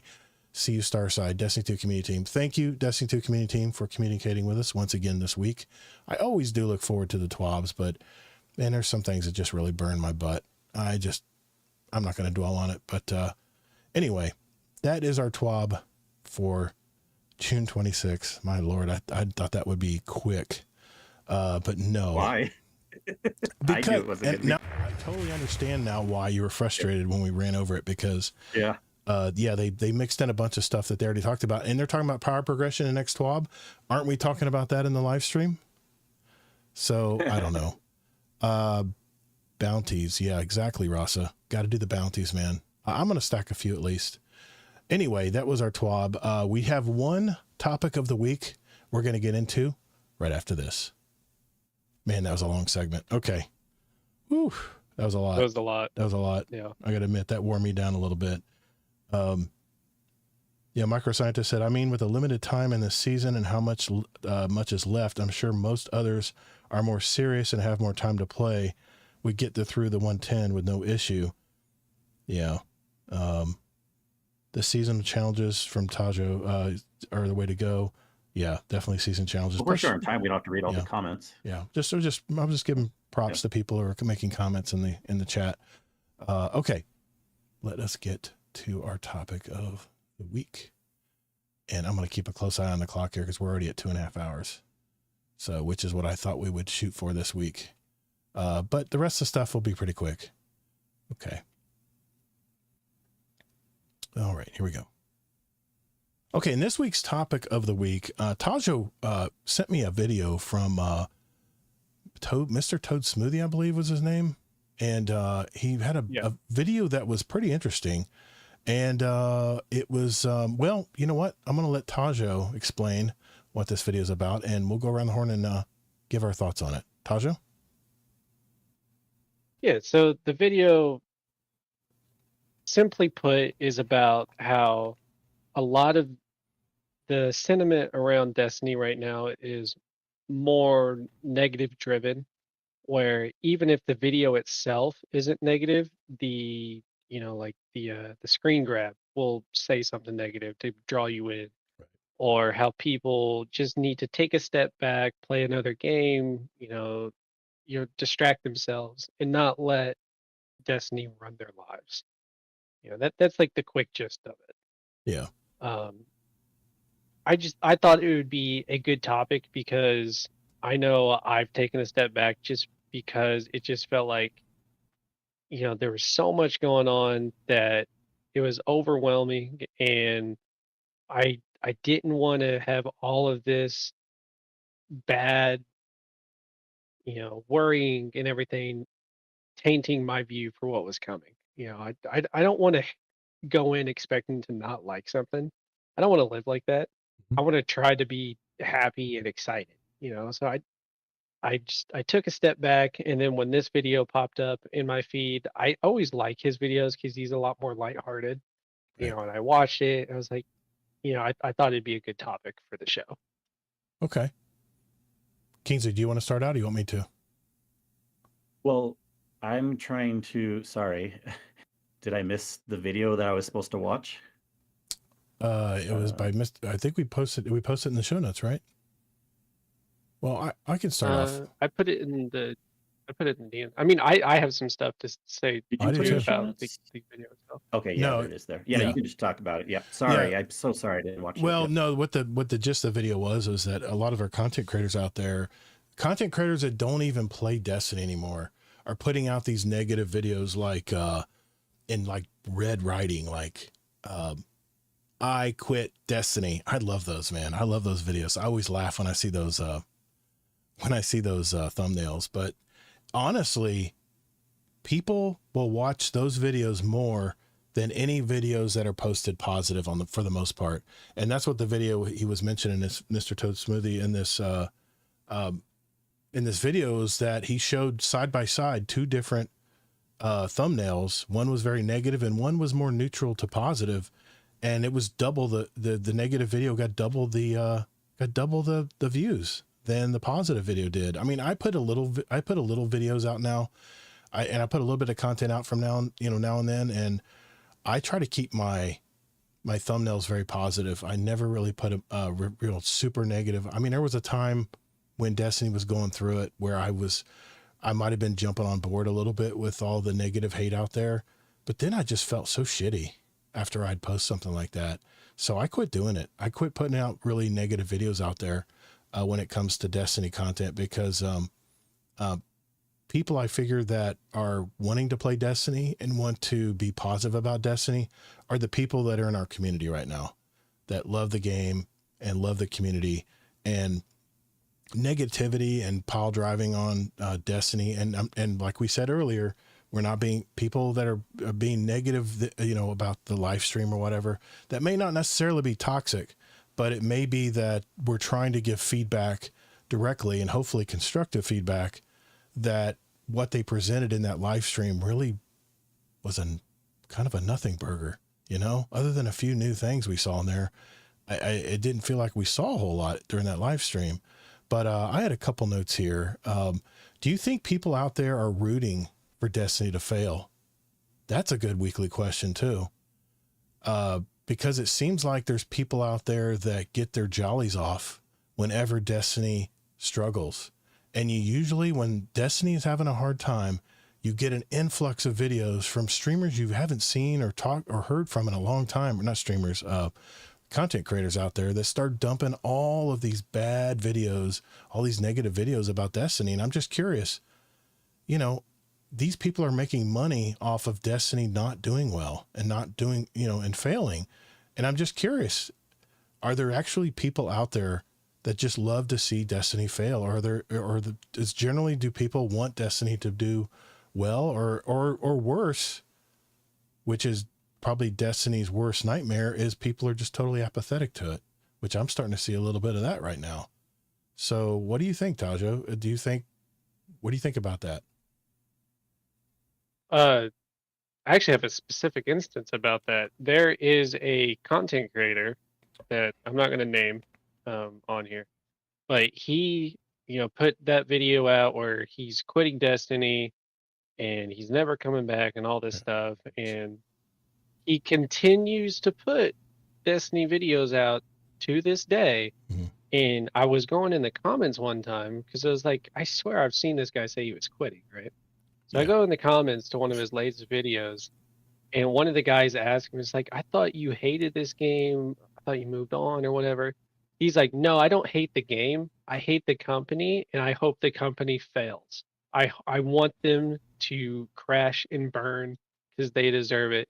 And he's just like, you know, taking a big crap on Bungie, which I mean, I understand if you're upset with them, but wanting the whole company to fail and then everything underneath them fail, it's a bit much. Like if you have that much hate, just move on. Should like try to be happier, you know? Yeah. Like Yeah. so I mean for what you were talking about, that is a specific instance in which this guy wants the company to fail. Right. No matter what they do, he wants them to not succeed. And, And they have not had good management practices in the past. And I could see why some people see, Bungie that way. Another thing I noticed too, with the negative videos, it seems to be very cyclical. Seems like every year, same time of year, we start to get the negative Bungie videos coming out. And that's probably because of the way content is released from Bungie, right? It's very cyclical in nature. So that may have something to do maybe with the cyclical nature of it happening the same time of year. It's like we get those negative videos coming out from YouTube to get those views and that advertising dollars. And it's like, here we go again. Here we go again. And, they did this before. They did this the same time of the year before the final shape had the same negative crap coming out. I think a big part of that too is, people aren't taking breaks, like they're trying to push through and play this game every single day of the year. And like Toastmate says in the video, one game is not meant to hold your attention for that much of your time. You should take breaks. Don't let yourself get so bent out of shape over it because it's not worth it. It's really not. And as far as like the YouTubers with the negative clips and everything, when I watch those on the rare occasion that I do, the streamer themselves typically isn't negative. A lot of the times, they might have like a negative like picture to draw you in, but usually the streamer themselves isn't negative, but the chat is negative. It's that Oh, hive mind mentality of, yes. you know, kick them when they're down. But like the streamer usually does a pretty good job at like trying to balance the good and the bad.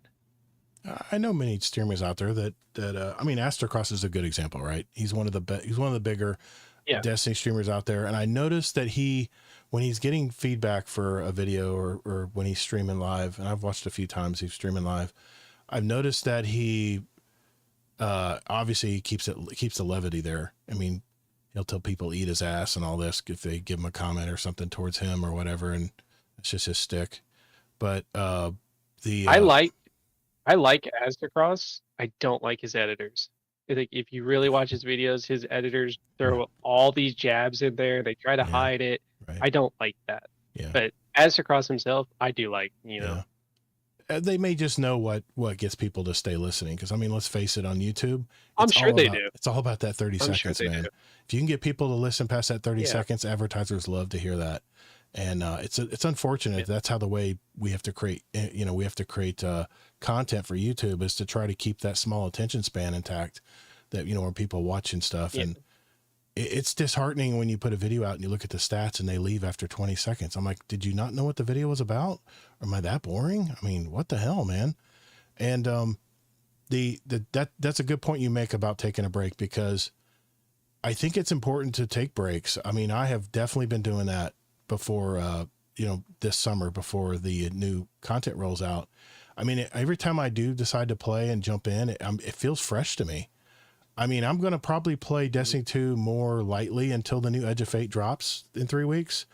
I have a few things I'm working on, but I don't feel the FOMO I once did before Final Shape. I mean, I have a lot of irons in the fire between my business, 2 podcasts now, live streaming, Mrs. Gator, my family, my new grandson.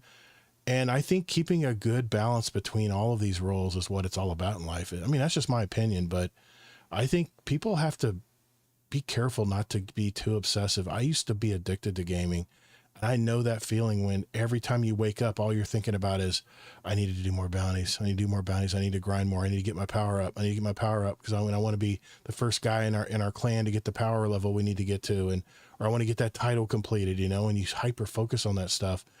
And then I can tell the people that get burnout because, one, I don't hear them in the community anymore. They're not commenting anymore. And when I do hear them, they're totally apathetic. That's total burnout. I see it a lot where people just don't care. They see some new content from Bungie and they're like, I don't know. Yeah, maybe I'll play it. And that usually just beams burnout to me. But I don't know. I mean, what else? You have anything to mention on that? I know every year I take a cumulative of like a few months off throughout the year, adding up. And it's always the best when I come back from a long break and it feels so new and refreshed. I have stuff to go for again. Yep. And then once I get through all that, take another break. I don't like forcing myself to play. I got you. Kingsley, did you have anything you wanted to mention on this topic? I'm so sorry I didn't watch the video. That's I gave you a little got time. confused, and I somehow assumed like all the details were going to be given on the video, which you did a good job. But I was trying to kind of watch it without sound when you were talking, and I really feel like I need to so I can find out a better scope of it, because I feel like we're talking about 3 points here. We're talking about burnout. We're talking about video thumbnails, negative or not, and we're talking about just people being maybe in general negative about the game. I think that you know me. I like having nuanced discussions. I pretty understand. Well hits it. Yeah, and No. that video was kind of talking about several different things. You're right. Yep. Was it? I saw a lot of parts where it supposedly was talking about thumbnails, and that's why I want to go back and watch it, because that's probably the one I would agree with the most. I'm really interested when I in first. that. When I first watched it, I actually thought about you a lot, Kingsley, just your take on things. I thought you would... sorry. I will.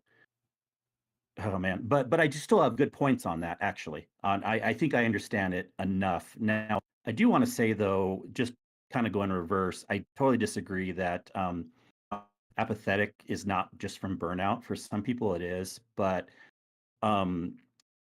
I never get burnout in the game, but there are times where I'm kind of set my expectations low or apathetic about things. So apathetic is not just from burnout. So I do want to say that off the bat. That can be one reason, but it's not. If you're apathetic, it's not only because you played the game too much and you got burnout. Okay. So I want to say that. I mean, burnout is good to think about because I sometimes shake my head at people that play the game so much and they grind and they grind and they grind, and they maybe really aren't the person that should be grinding a lot. They should know Yeah. when to set their limits, like not get addicted to gaming, That's true. or realize that the loop in Destiny currently maybe isn't super interesting to grind and grind and grind, and maybe that'll be getting better with the next update. Yeah. So people definitely always need to be willing to be introspective and look at themselves of like, are you getting burnout, and don't get burnout. I think we all agree on that, no reason to get burnout, right? See what type of a player you are. I know other people kind of put bigger definitions for burnout, but at least for me, that's kind of what I'm thinking. I mean, people can be apathetic about things that have never played it at all. So it's just not, apathetic doesn't only mean the only reason Well, you're okay. apathetic. Yeah, I might have been too general there. I get it. Yeah, but I that lack of energy usually is a sure sign that people just have played too much. Especially if I see like their face on screen or in a voice chat or something, just their mannerisms. I can usually pick up on some of that energy. But I think it's may be just wrong. narrowing our opinion too small. It definitely can be a reason. Yeah. But it doesn't even matter. It's just we should be careful about burnout either way. It goes back to what Tajo said too. No game should be played all the time. You should spread your time out, and no game should hold your attention for that amount of time. It's just not healthy, right? Yeah. I say that as I used to be that person. And then I'll get into about people being negative next, and then I'll talk about the thumbnails thing last. Okay. I think that's the most interesting one. I want to look at that video some more. I do think a lot of people are unfair about people are assuming that people are negative when they really aren't. I hear that so freaking often. And I think there's a lot of gatekeeping in the community and people that are worried. They're like, oh, it's my beloved game. And if people say something, not even they're trying to be negative, but they're giving news on something that's like a bad change or something, like, oh, they're being negative. No, that's not necessarily true all the time. It's there's so many times I've seen it, even in our community, of people like white knighting and gatekeeping and doing little things like you can't say anything negative. Like you can't, even if it's just a data point. You know what I mean? Like, I mean, I was negative tonight. So, I wasn't afraid to say it, but yeah, I get you. But I don't even see it as negative necessarily, unless I'm just confused. Negative to me is about connotation. Yeah, that's true. I'm a very data-driven person, and I'll be like, well, I don't like this. There's this, this, and this. But does that mean I'm not going to play the game still? I kind of do it in a way like Astrocross does. He does a good job of saying what's not good, but that doesn't necessarily mean you're being negative unless you are trying to A, be complaining, B, try to get other people to stop playing the game, which I never do. He never does. No.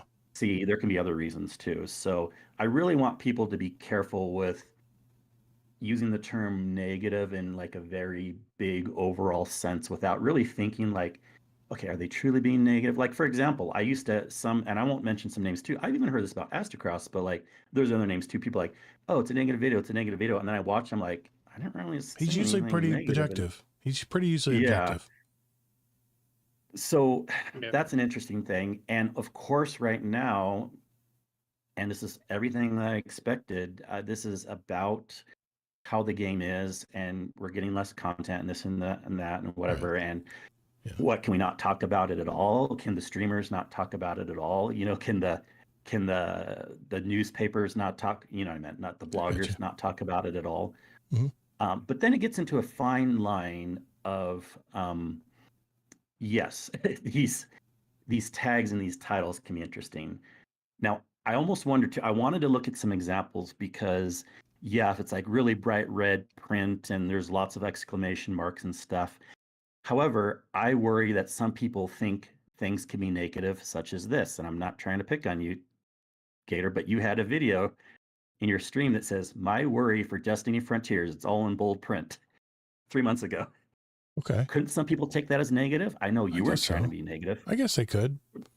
But right? I could see it. the Yeah. video, like, I quit Destiny, man, how many of those thumbnails did I Well, I haven't seen that many, oh honestly. I'm no, sure it there's some wasn't examples. recently. It was Yeah. if you still look around, they're out there in Well, YouTube. of course. But But who yeah. cares if there's 5 or 10 of those? It's just people can't say everyone's being negative if like then they're trying to use it on a video that just says my worry for this, and then they're like, oh, it must be another person that's being negative. You know what I mean? So I do Yeah. want people to be fair. Okay. Because I know you're not being negative with your video that said my worry for Destiny Yeah. Frontiers and all bold type. Yeah. You know what I mean? Okay. That's fair enough. So these are all I'm all about fairness in life. You know what I mean? I understand. And You don't think I know but you by now, Kingsley? Come on. yeah, so I think a lot of times I'm not saying either of us or you two guys or whatever, but there's so many people that are not fair when they say everyone's being negative and this and that and stuff, and Okay. a lot of times they're not. Yeah, people overgeneralize a lot. That's Yeah. an Yeah. issue. As long as they have good Yeah. constructive points when they're being negative or criticizing or whatever, then I like the list. I like that conversation. But when I end up watching some of these videos and I'm like, man, that was a buzzkill. Those are the kind of videos that I think just are just a downward spiral of Sure. energy. And the funny thing is like I don't even like to give attention to it. Like in Yeah. a way, I'm not saying we shouldn't have talked about this today, Yeah. but like Well, unless we find like there's people that are like I don't know, like multiple people in like a close community or something like that. But right. I am really curious to see some of these like because I would 100,000% agree on. I've always been annoyed with how YouTube works and things like that, where was even 10, 15 years ago, where it's like you got to have titles.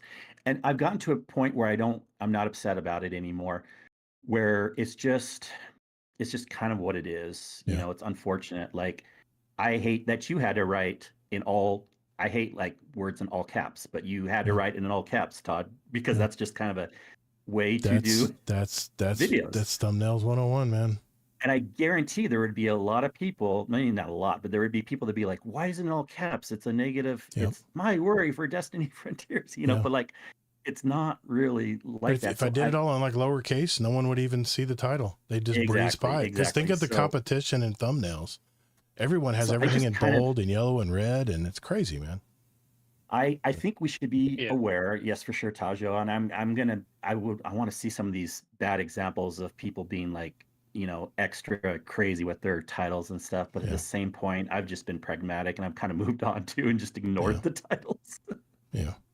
Yep. Is that a healthy part approach? About I don't that know. video.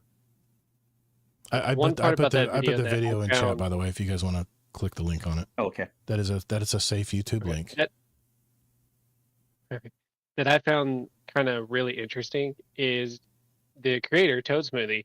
He creates a poll for one of his videos about the thumbnail. Yep. And he put 2 real suggestions and 2 fake suggestions, that the fake suggestions followed the trend of the negative red lettering background, things like that. Mm-hmm. And it was about that new sparrow they released that could shoot things. Right. Was it like a griffin or something like that? Yeah.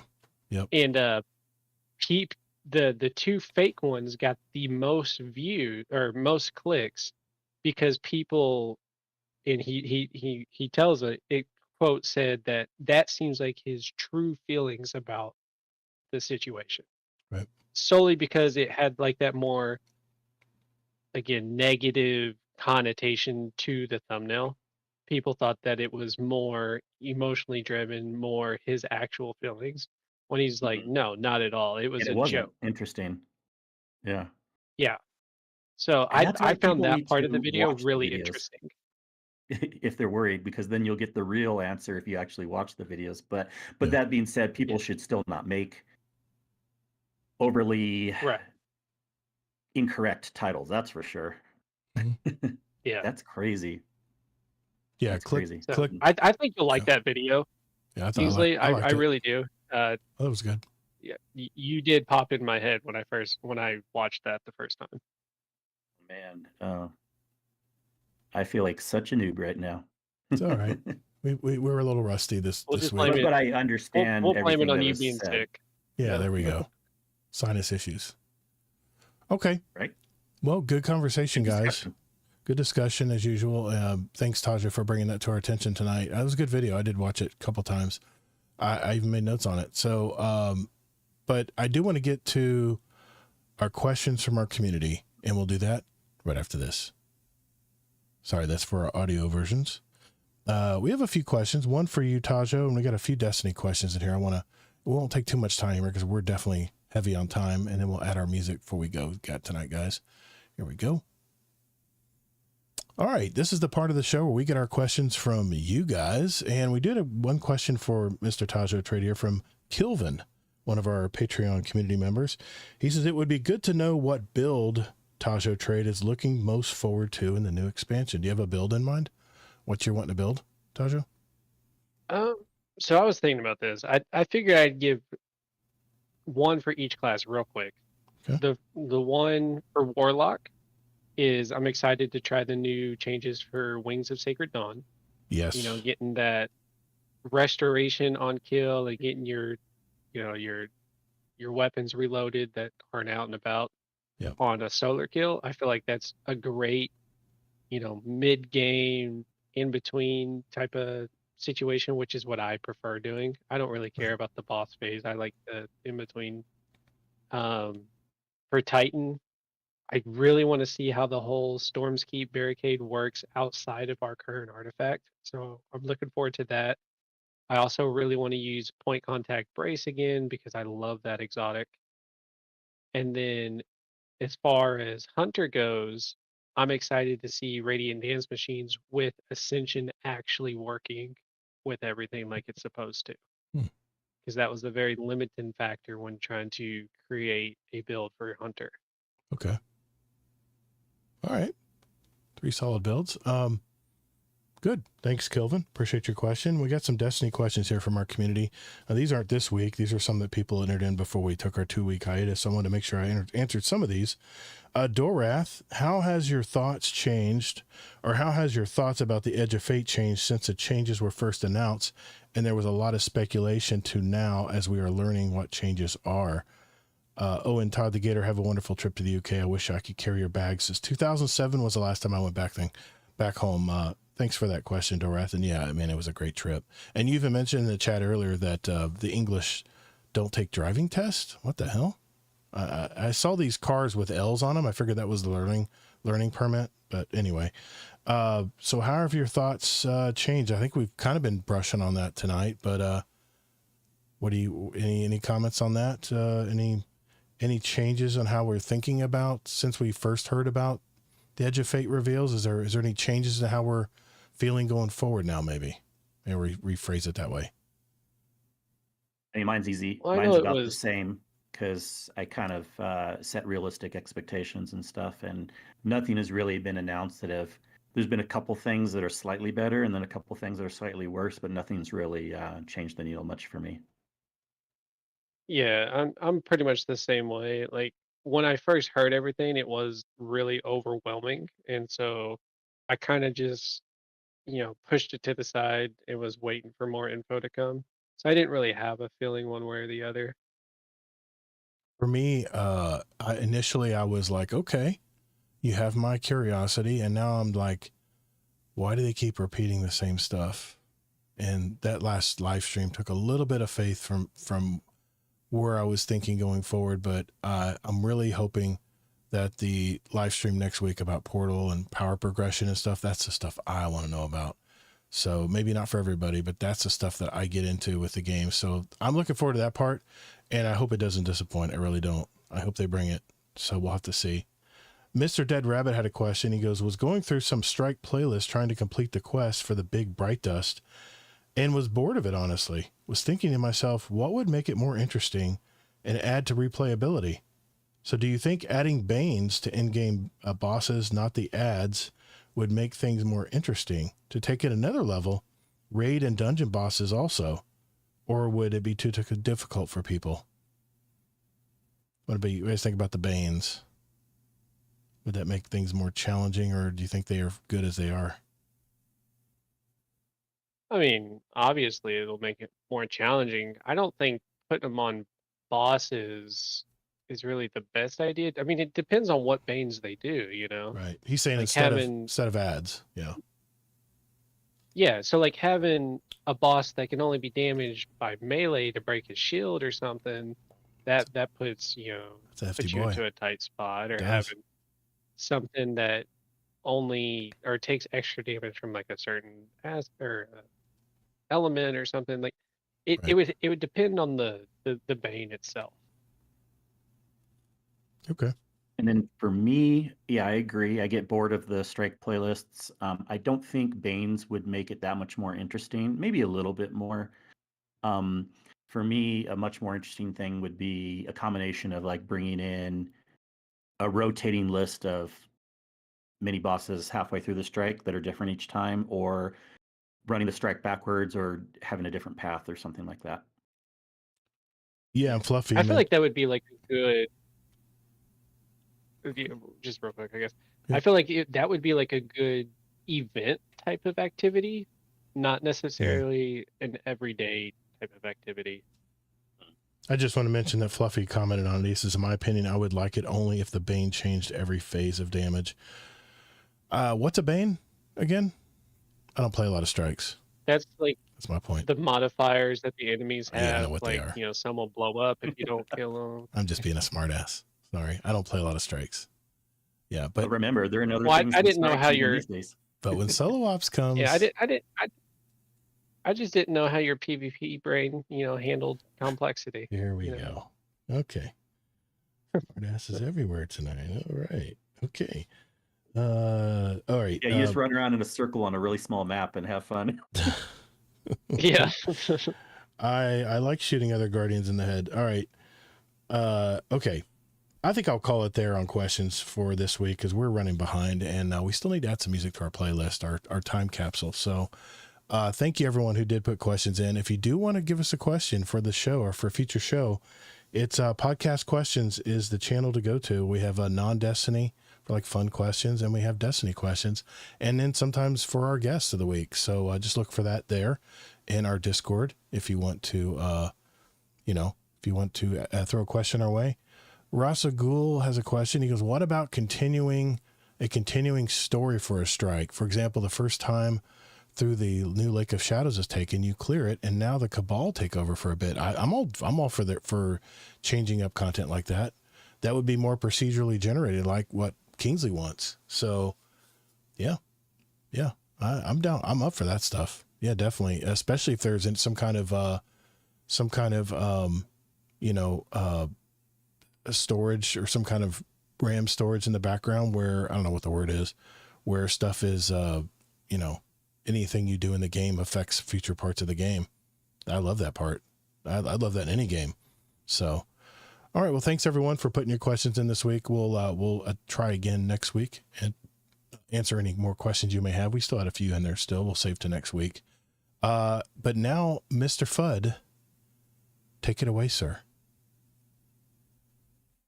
This is where we add our question or our music for our playlist. We'll do that, and then we'll call it a night, guys. I know, Kingsley, you don't add music, so don't feel you need to add music here. But I think Tajo wanted to add something, so we'll get to that. Rebecca Black Friday. Is that what you want to add? No. Oh, Joking. Okay. All right, here we go. 3, 2.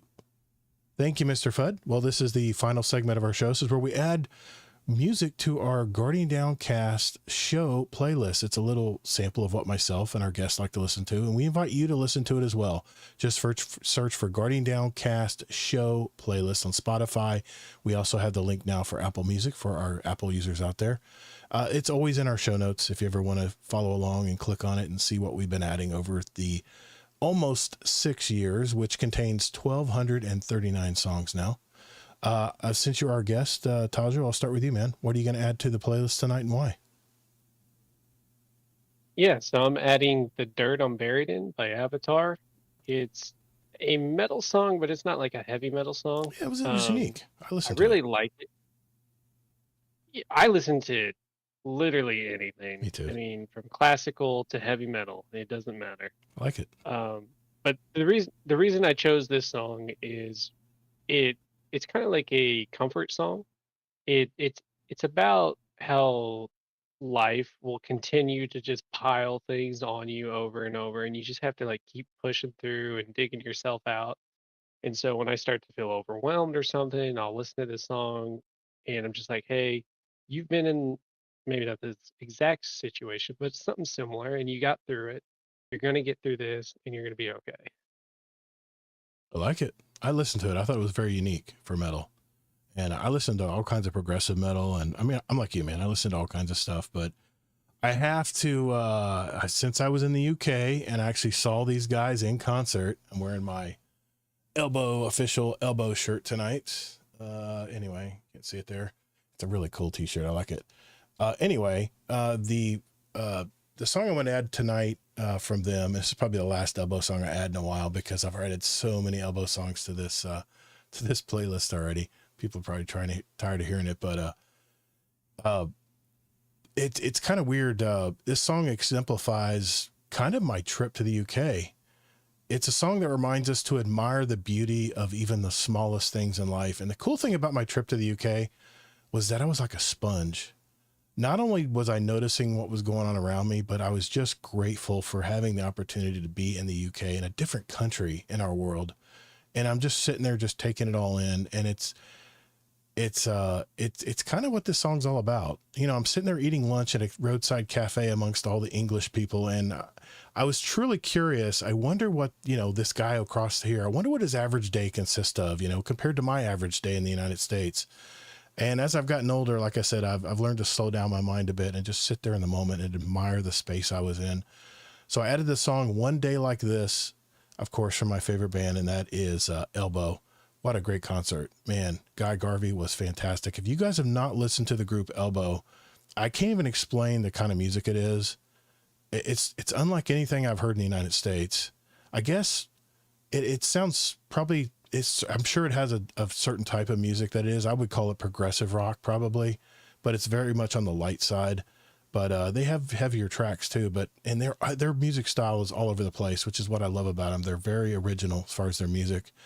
But like I said, the song was, One Day Like This, and, it's from 2004. It's one of their older songs. So I hope you guys, if you have not had the chance to experience something like I did in the UK, I really hope you get the chance to do it in life. So that's my pick for tonight. All right. Well, I wanted to thank everyone who stopped by tonight, in the chat. Whether you're on Twitch or whether you're on YouTube or whether you're here in the Discord. We wanted to thank everyone for stopping by tonight. It truly means a lot for you guys to spend your time and lend your ears to an actual live show. And thanks again to everyone who contributed to the conversation tonight, because that is definitely the part I love about live shows. And as long as we have people chiming in, I'll probably still keep doing them. So Kingsley Mack will be so burnt out on them by then, but I don't know. You have to put them on the payroll or something. Burn out on live shows. You like live shows? All right, good. But I want to thank everyone who came out tonight. Do me a favor, if you haven't already, hit the like button. If you enjoyed the show, subscribe to my YouTube channel. I usually put snippets of our podcast as well. Not this week because I didn't do something right on the show prep, but you can, like I said, you can always watch the replay of this if you're just finding out, maybe you're across the pond right now and it's too late to watch us live. But you can join our Discord community as well. It's discord.gg/Guardian Downcast. It's right there on the screen. And you can give us more feedback. You can ask questions for the show or just hang out and talk with our other members. There's an LFG, a Destiny Talk channel. There's so much more. Just go to guardiandowncast.com. You can hear all about our back episodes. Send us a voicemail, give back to the show. I mean, it damn near does everything but your taxes. So check it out. It's our brand new website, guardiandowncast.com. So Tajo, before we go, man, do you want to give a shout out to anybody, or you want to tell people where they can reach you out there in the world? Yeah, sure. I actually quit social media probably like a year ago. Probably good. So if you want to find me, yeah, no Find good. him in the Discord. If you want to find me, just find me here in the Discord. Gotcha. Tajo Trade. You got a question or something, need some help, I'll do my best to work it out and help you out. Okay. Thanks, Tajo. Appreciate you coming on tonight, man. That was a lot of fun. Very good conversations tonight. Oh yeah, it's Yeah, been it a was great. pleasure I appreciate talking it. to you again, Tajo. Yeah. Absolutely. Kingsley Mac, where can people find you, sir? No, you don't need to find me anywhere. I'm in the No? Discord, all the Discords, but love being here and presenting the information and talking to all you guys and rating with y'all. As Kingsley Mac. Double M? No, I'm sorry. That's somebody else. Sorry. That did not go well. Miss you, Fudd. Miss you, Fudd. It's Todd the Gator everywhere. TODD, the Gator, GATR. Anywhere, pretty much. My gamer tags, everything. It's all right there in the on the website and in our Discord. If you want to find out more about me, we just appreciate everyone who listens to the show all these years, and in the new people who have come in tonight to listen or watch us on our podcast. I really do appreciate that. I really do. It makes my week. It really does. I look forward to this every week. So thanks everyone. I will see you guys in the Discord later, Guardians. Have a good one. Nailed it.